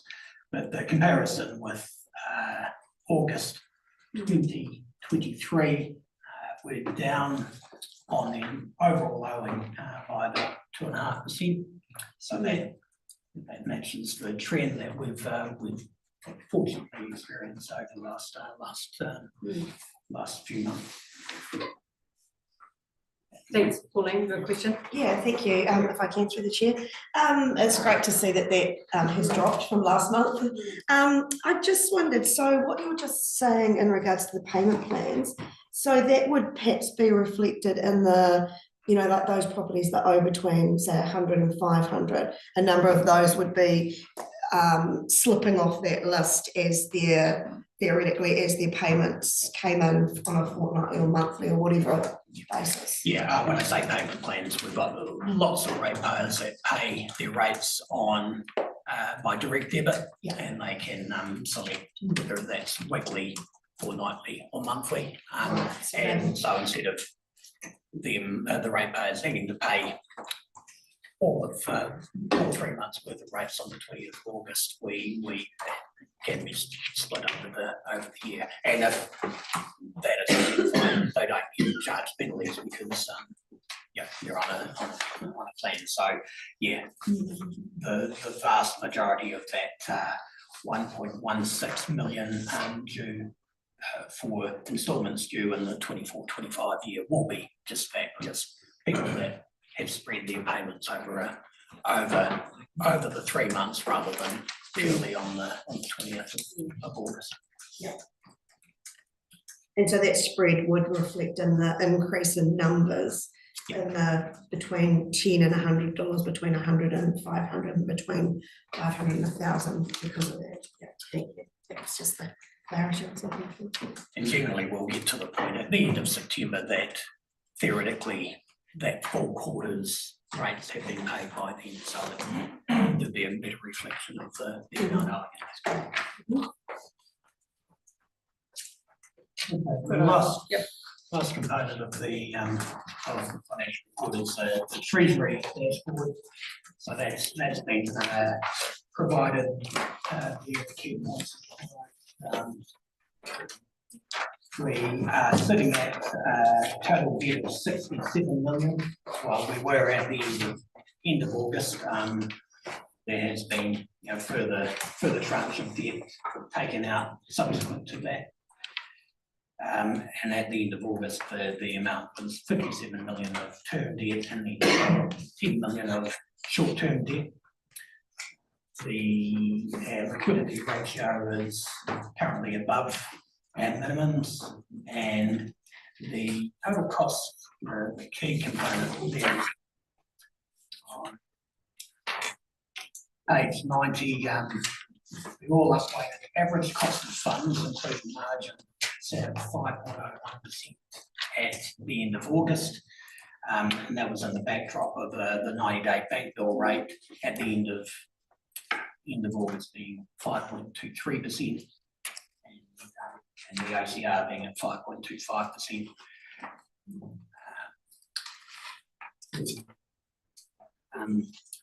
Was going to mention, just shows that the interest rates have dropped since the start of the year. This morning, the 90-day bank bill rate was 4.97%, so it's ducked up at the 5% for the first time in over 19 months.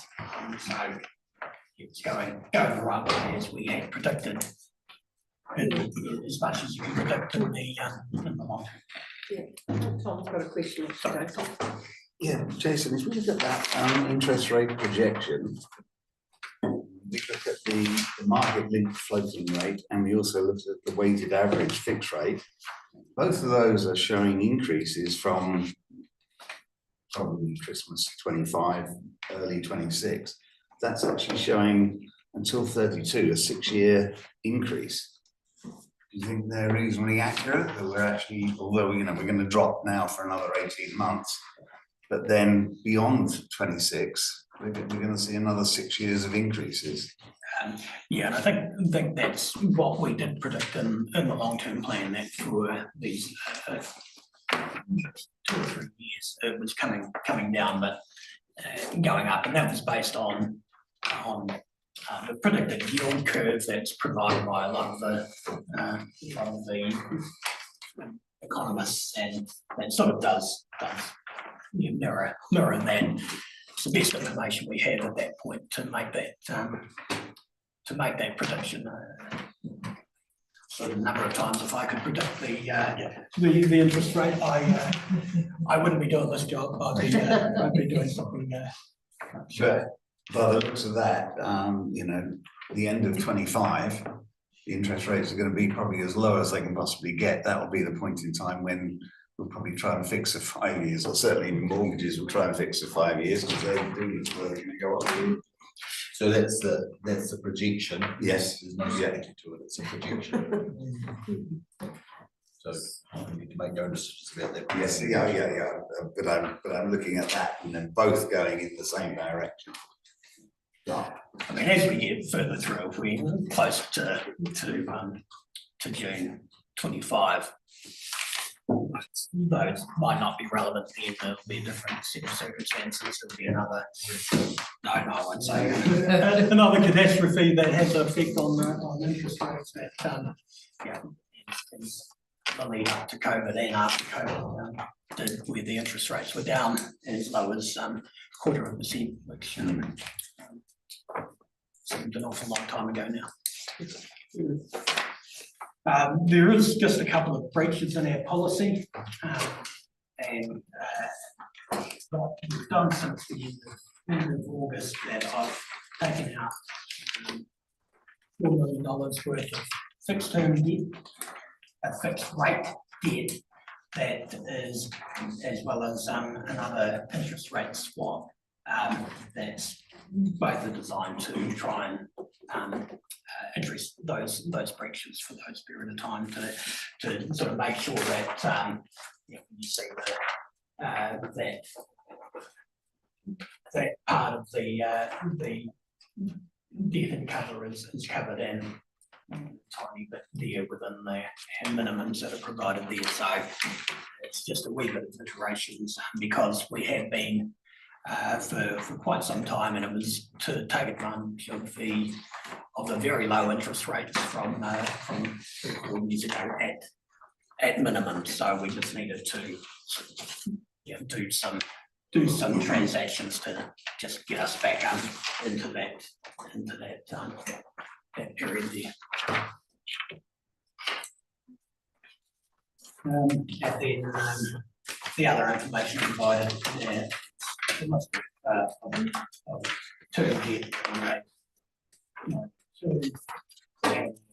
Range of interest rate swaps on page 93. Like all those interest rate swaps, I mentioned that the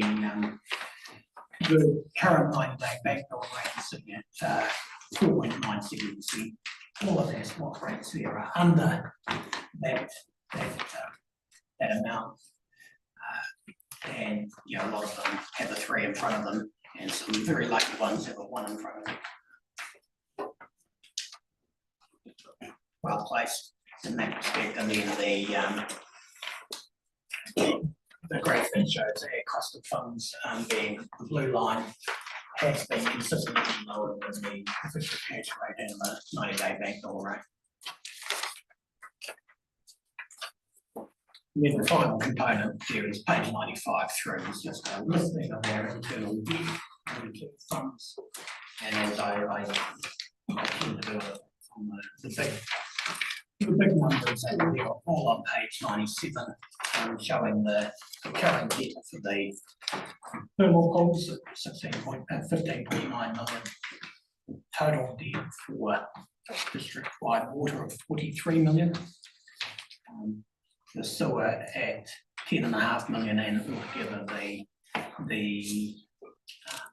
stormwater is at 3.7 million.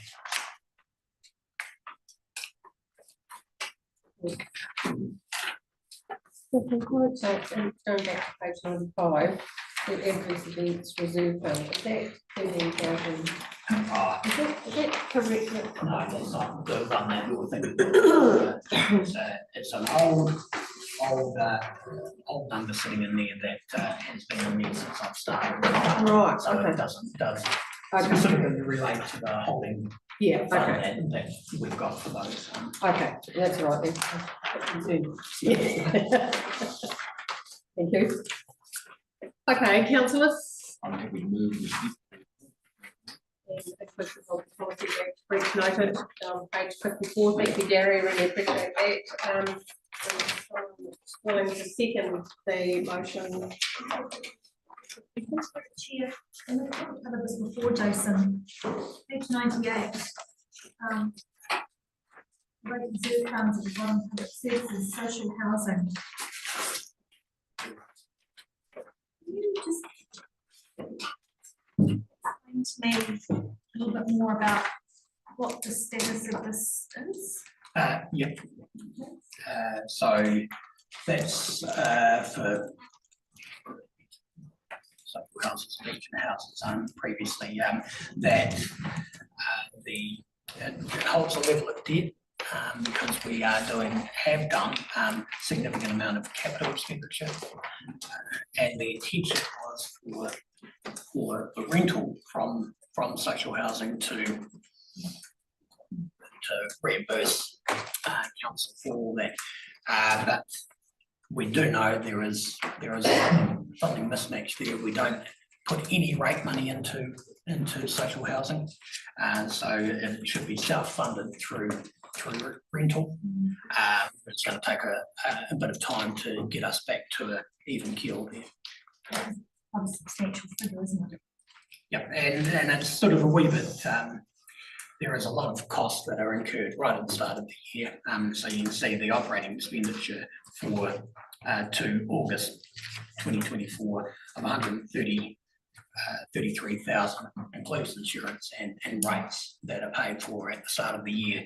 So we'll recoup that from the revenue for the remainder of the year, but we're not necessarily recouping all of the capital cost.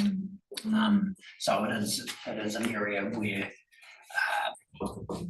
we simply funding from a level of time. But it is, certainly is an activity that will, certainly need some fresh eyes.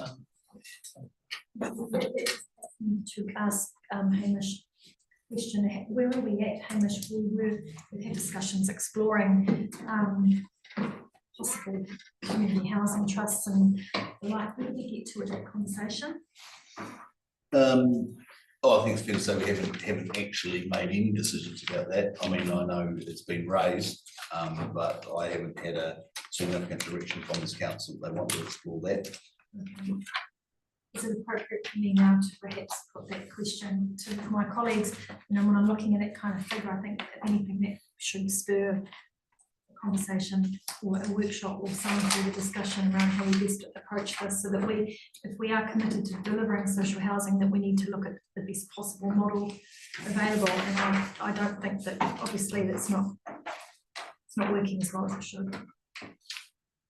Yeah, I mean, our social housing units have had, they have got a long history around how we try 2, 3, even longer, 4 years ago maybe, around could we have more of a market rental applied and enable the tenants to attract a accommodation subsidy, but that never played out as probably the intention was to enable that to happen. So, I mean, yes, you know, there certainly has been, and there is a lot of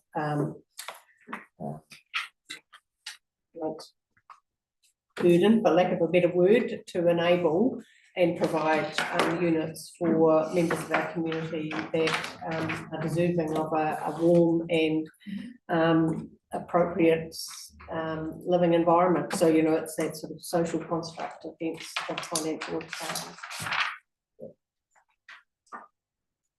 Yes, I just would speak in support of what Councillor McPherson's saying there. I think that the model we've got at present is not enabling, or the status, if you like, is not enabling those accommodation supplements or whatever to be triggered. And so it looks as if we're going to going further and further into debt. Obviously, the units will be aging, you know, repairs and maintenance that will increase rather than decrease over time.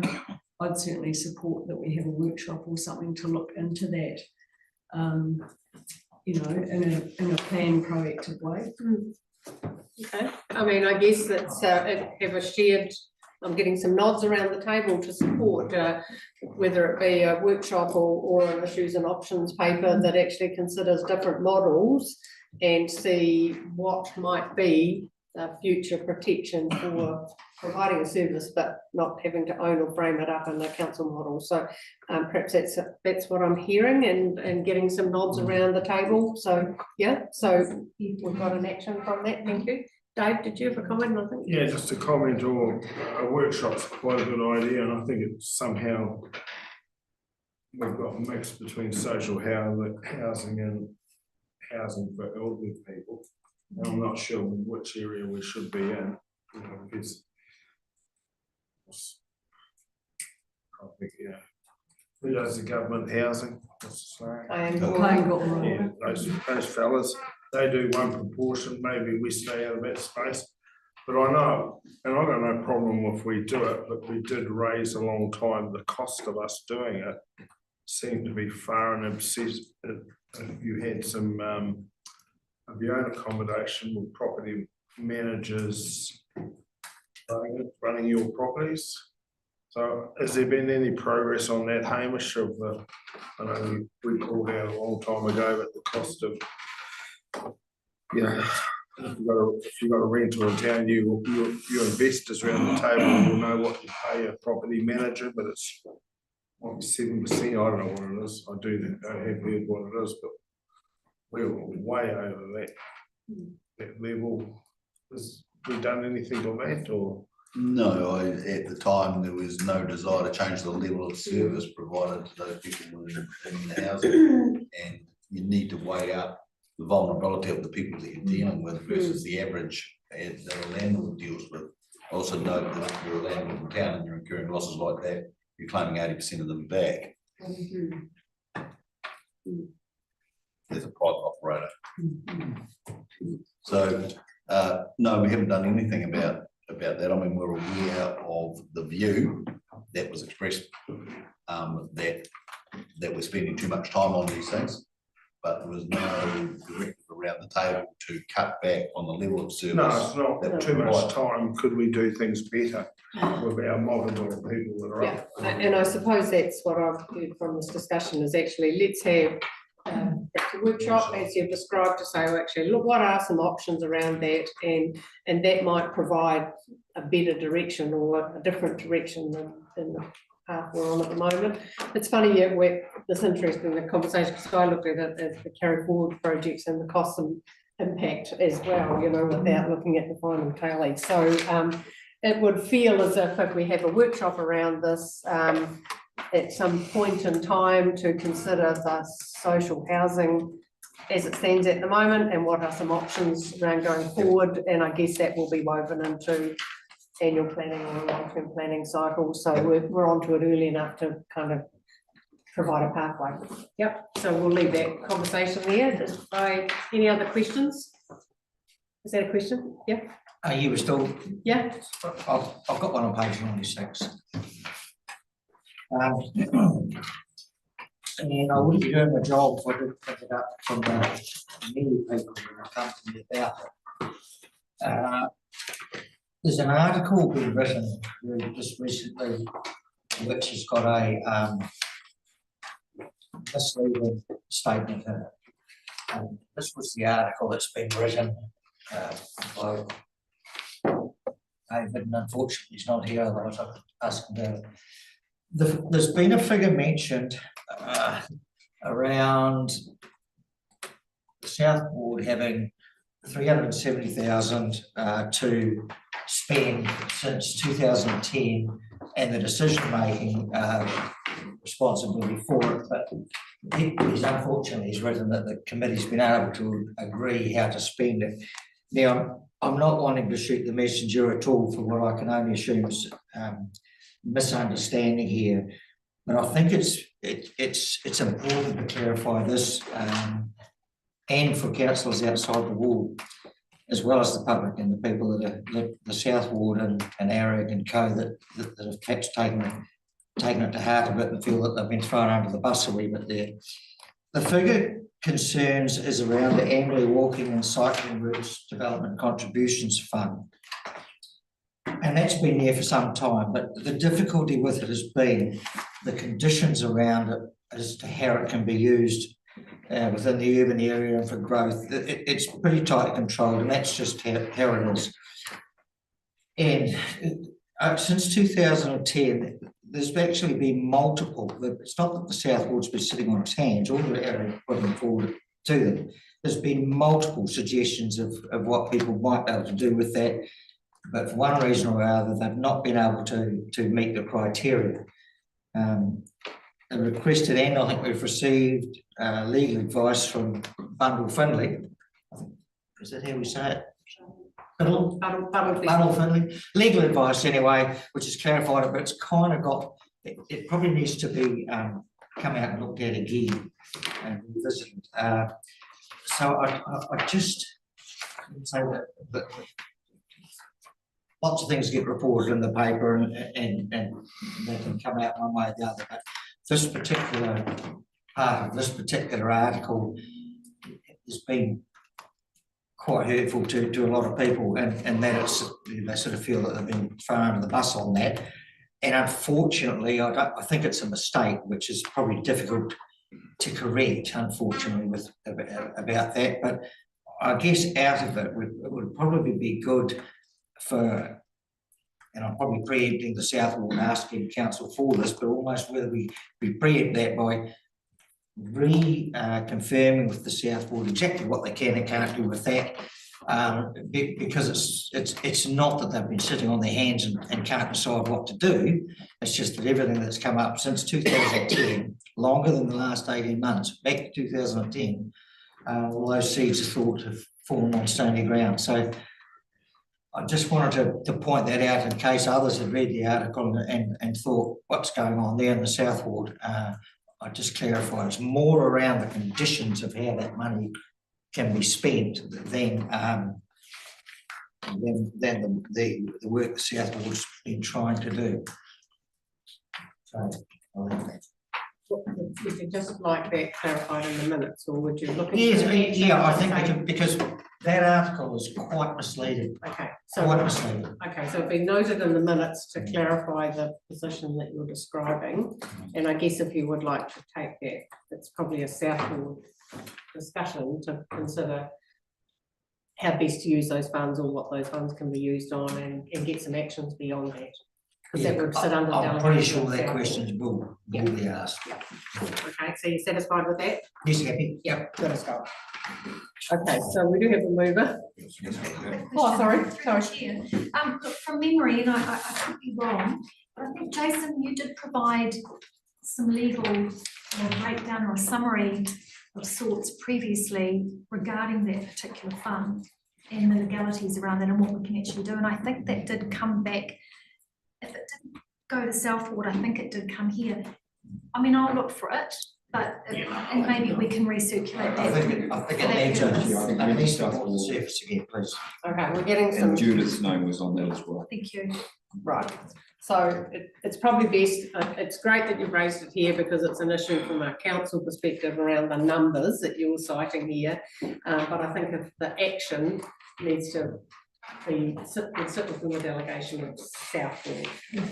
Okay. So some of that information may or may not be sitting clearly in everybody's meeting, but you've got two councillors here that can actually move up. I moved the recommendation. I think it's still waiting for a second. It is. You're happy to second? Okay, so no further questions. Thanks, Jason, for that. We've given a second at all in agreement that we received that information. Please say aye. Okay, that's carried. Thank you. Oodles of time. Now we're. But we do have on page 100 of your agenda the Lagoon request. This is your paper and being reasonably self-explanatory, but I'll hand over to you and see what comes from it. Thank you. Okay, we are nothing really to promote in quiet period, so it's just random, it's up and down, so that's good. Answering questions. Is there any questions around the Lagoon request as noted on your agenda? Very quick one. Request number 5, the PSA AI tools and use. And just a little bit on that, just a few words on that. I think it's literally about how we use AI tools. It's currently sort of IT team to provide us. Actually, I think it's been passed through a couple of the executive team as well, who've been but we haven't got the formal response. I can circulate there around once we have. On it was largely about what policies we have regarding the use of AI. Policies, yeah. Go through the questions. Would someone like to move that we receive that information? From Pauline, all in agreement to that, please say aye. That's carried, thank you. Hamish, this is the monthly performance report. Read, so maybe just focus on the numbers on, thank you. Thank you, Madam Mayor. So about halfway down the first page, the recycling to waste ratio. Still low. Cumulative for the year. We're seeing a considerably lower volume of recycling coming in at the moment. There's a thought that we're getting a lot less green waste, but we are also getting less glass. So, we are getting this green waste, but we're making an assumption that it may be burned and less glass coming in. Or whatever reason. Green waste, I mean, it's been a pretty miserable growing season as well. Thank you. I think compounding that issue is the tightening, and this is not a criticism, but the tightening up in the controls of what can be dropped as green waste have been tightened. And as a result, there is now a lot more garden refuse that is being dropped as waste to landfill, not going into green waste. And I for one have got caught by it, others I know have caught, and I would think many of our community. And I think that would be having a direct influence on that number. There's actually shifting waste that previously, one way or another, we got away with dropping it as green waste, which is now going to landfill because of the content, you know, agapantha leaves and stuff like that. Yeah. It's tightened up some of the. Yeah, it has, Okay. literally, and we've all, you know, residents, we've all experienced, we understand that. Yeah. But the end result is it's now going in as general waste. And I suspect that's an element in those numbers. And the other one is building continues accordingly. We've had another one over time in August. And we are working in that area to try and improve that performance because you know, we're just seeing too much of human error coming through this. And maybe if it's an AI in there, then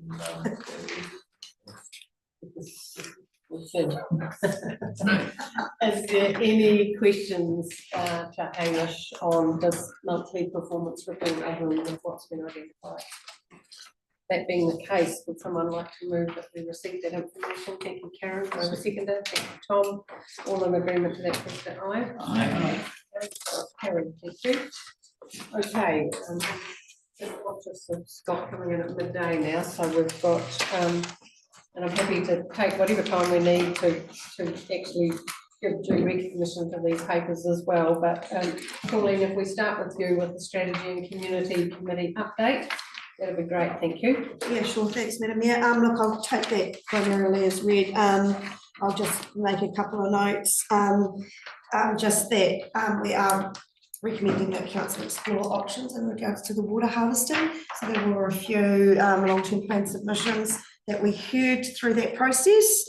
Rapid numbering is continuing and some really good movement there with looking at a more frugal supplier, lower price. Community partnerships team, I'm always amazed at just how much they do for us and how much they have to report on all their various projects. And I would say that as well for the water and land coordinator, Rema, you know, for that position, you know, she works really widely in that space. But I'm happy to answer any questions. I think that's pretty self-explanatory. That's great, thank you, Pauline. Otherwise, I'm happy to move that the information you received. Question? The question just on the land and water kind of, you know, we've got a bit of a hole in our community down here with no zone committee now, and then I read the WiMAX agenda and I see the Kaikoura, and I see information there that actually even relates to our area, but no one in our area has any, you know, there's no coordination of information being, there's no conduit. We have got no conduit in our current here with ECAN and that, with all this stuff, and I feel it's a big gap. Probably aware that the Environment Canterbury are undertaking a full review of all of the zones within Canterbury.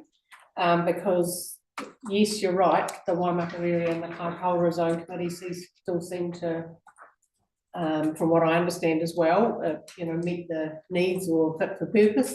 But there are other zones across Canterbury that are at a point where we were 2 or 3 years ago. So a full review is being undertaken for the zone committee purpose and function. Environment Canterbury are running that, and there was this, actually you may not have been at the last meeting, but the Canterbury Mayoral Forum have, it's been obviously undertaken by Environment Canterbury, but there are three mayors that have been appointed to that working group to consider the whole functionality of zone committees going forward. And it may well be that there is, you know, a sameness about the zone committees as there has been in the past, or there may be bespoke zone committees, you know, with more of a district focus as well. That is still to be determined, but certainly that review is being undertaken as we speak. So This review has been going for a long time. Not this current review, it's probably been going about, it's been proposed maybe about 6 months ago. Review of the zone committee. To the chair, Haranui was the first one that came out with the zone committees and got the permitted activities. And now it's coming to the end of it. And God help us. I mean, that's what I'm saying, we need a bit of a conduit, because there's a lot of frustration out there and everything, but there's no way for people to express it really, or come along, or for us even to be in the loop of what's going on. But we don't need to reinvent everything again with the zone committee, because that came up with the permitted activities to be able to farm and do everything. So, and that could change from this review Mari's talking about, and that's when we really do need to be involved and push back, because it's going at odds to what the government's going at odds at the moment, and Otago Regional Council is doing the same thing. So it's above my pay grade.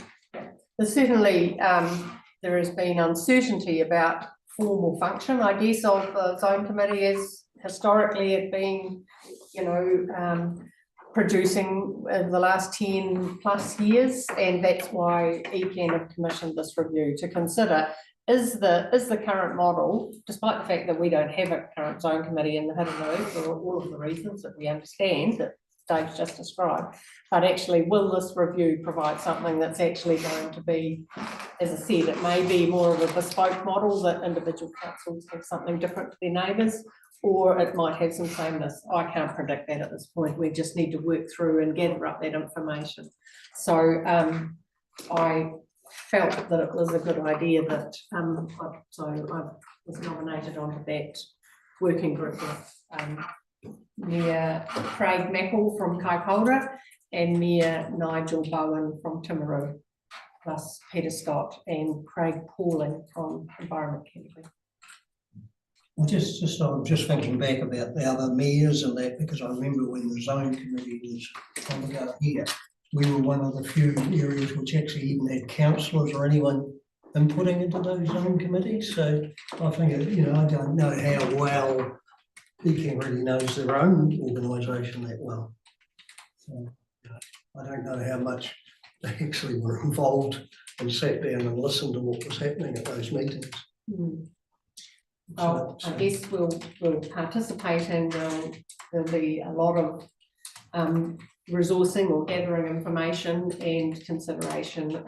I mean, it's always been the desire of this council to have a land and water committee, which is a smaller governance role that will understand the mechanics, and there would be a councillor, and I mean, this is just very conceptual, would be a councillor from Hiranui district and a councillor from Ecan on that governance, but there's a lot of ground work that's been done by the biodiversity group and Hiranui district land care group. There's been a growth of a lot of those communities that are actually doing the doing on the, and that's the sort of groups we need to nurture and have a smaller governance project. So I don't know, I don't understand the process of what, I beg your pardon, I don't understand what the outcome will be, but we're certainly involved in the process.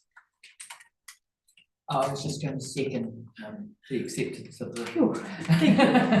Is there any other question? I mean, you know, it's good to have these discussions, so got to move in a second. Thank you, Pauline, thank you, Fiona, and if there's no further questions around the Strategic Community, all in agreement that we receive that information, please say aye. Aye. Okay, that's carried, thank you. We've got the Operations Committee update, so maybe Ross or Robbie might be a tag on this one, or I'm in your hands, to both of you guys. Yeah, I'll just make a wee comment that this is the second ops meeting and I've had to zoom in due to snow conditions, and as Robbie said, I'm on 2 strikes now. So, and on that note, I'll hand over to Robbie to Thanks, Robbie. Yeah, I'll quickly whiz through, because obviously with timing, the updates come. Well, just timing they have been up to get it together. Going through from number 3 down, quickly whiz through the program capital. For a start, the reporting there, if you look going and looking at our new layout of capital expenditure, that's really good. You can track things very easily. The question was made around the Denmark toilets. The answer to that one was yes, that was passed. It was noted though that this is largely driven by freedom camping, and so we had a discussion about who pays for who. Queen Mary South demolition tenders, I think, are coming out about now. And the wastewater upgrades about 80% done, which is a big bit of work. Program capital, Cheviot treatment plants finished, the new setup there being commissioned. Hiranui number 1, some of us went and had a look at that. That's, I think, being commissioned now. Things we like to hear, cost savings. The team there are looking for cost savings and being quite successful. Now the amenities, all the crews are busy, roading, that came up before, 31% of the material, gravelling and that, even though we're a couple of months in, it's the right time of the year, 31% of that budget's already been spent, it's done. 25% of the culverts is done. And roading crew reckon they're going to save 25k a year, I think, by doing their own traffic counts, so Dan's team's onto it. Regulatory, there's parking fines up 70%, I think you want to see it on the news for the mobility, up to 750, you park in the wrong spot there, good job. So we're putting new signs out around that. Recycling and waste services, Cheviot site still unresolved, they're still talking about that up there. Some new bins are coming, and just something for Dan to take note. I had a yarn with the Blue Dairy, who've got 2 outside there the other day, and the first thing they said is, can we make the hole in the top of them really bigger? Their boxes, the chicken and chips boxes don't fit in them. And believe it or not, kids have the same problem I do. A lot of the kids can't reach, they're too high. Recycling and waste, we've done that one. Building, 2 members have nearly finished a diploma. Building applications are above last year, so we're happily sort of not slowing down too much. The tiny home thing, there's no determination to come back yet. Property side, social housing, everything's pretty well full, there's a wait list. I've done a big tidy up across the road at the depot. 3 Waters, annual compliance reports, only 20% of the councils in New Zealand managed to deal with that in the time. We're working through that. We're going to be no problems at all. We're 100% compliance on all our testing. I think it was only why had we claw anything going on, but that can be in calibration things. We'll start to worry about. Customer services, the first 2 months is the busiest of the year with rates and dogs. Plenty of compliments, especially our loos. This was the distressing news, the low cost, no risk. We're getting none from Waka Kotahi, which is going to mean that we'll have to look at what some things are going to miss out. That is the bottom line. And our procedural audit review, this was good. We ended up with some improvement needed, which is actually, when you read the breakdown of that, that's good. It basically means everything's tickety-boo. It's just a couple of wee items that could be tweaked, and I think one of them already we've done. So and that was a vast improvement from the one done 3 years prior. Yeah, all things are looking pretty good on the operations side. Thanks, Robbie, that's fantastic. Thank you, Ross, as well. Is there any questions? I just want to clarify, is it through Chair, is it the tender for the demolish on Queen Mary, or is it the scoping for the tendering? We're completing the scoping for the tendering. So the tendering hasn't gone out, has it? I'm just checking as well, the tendering up. Thought I got it wrong. So it was the scoping. So yeah, we're still completing the scoping. Okay, just thank you. Just so through the chair, just got with our minutes, it was that the scoping was being done and tenders will be out later September. So what's the process of scoping when the tenders go out, or? Yeah, so we've done a scoping exercise and we've got some approximate numbers from that to base our engineers' estimates on, but there were some things that were uncertain. And so we're just getting more certainty around a couple of things so that we can get a more definitive price through a tender process. So the people doing the scoping won't be necessarily the people doing the tendering? They're free to tender as well.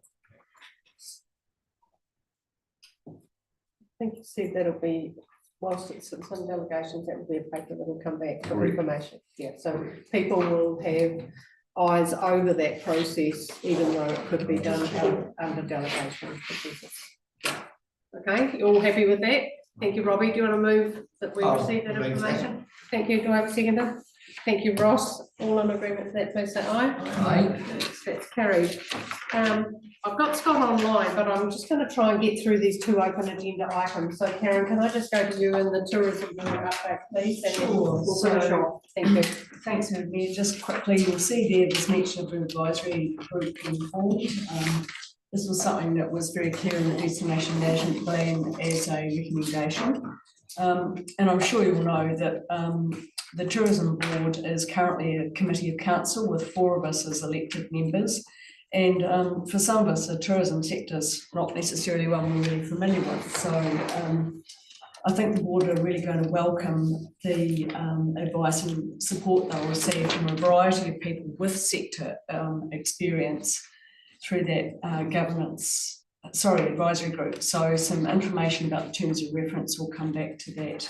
We meet again next week. And so that'll be picked up from there, and you've probably seen just here we've got the update for the Amberley Tourism Board. The Amberley Tourism Board there has been done.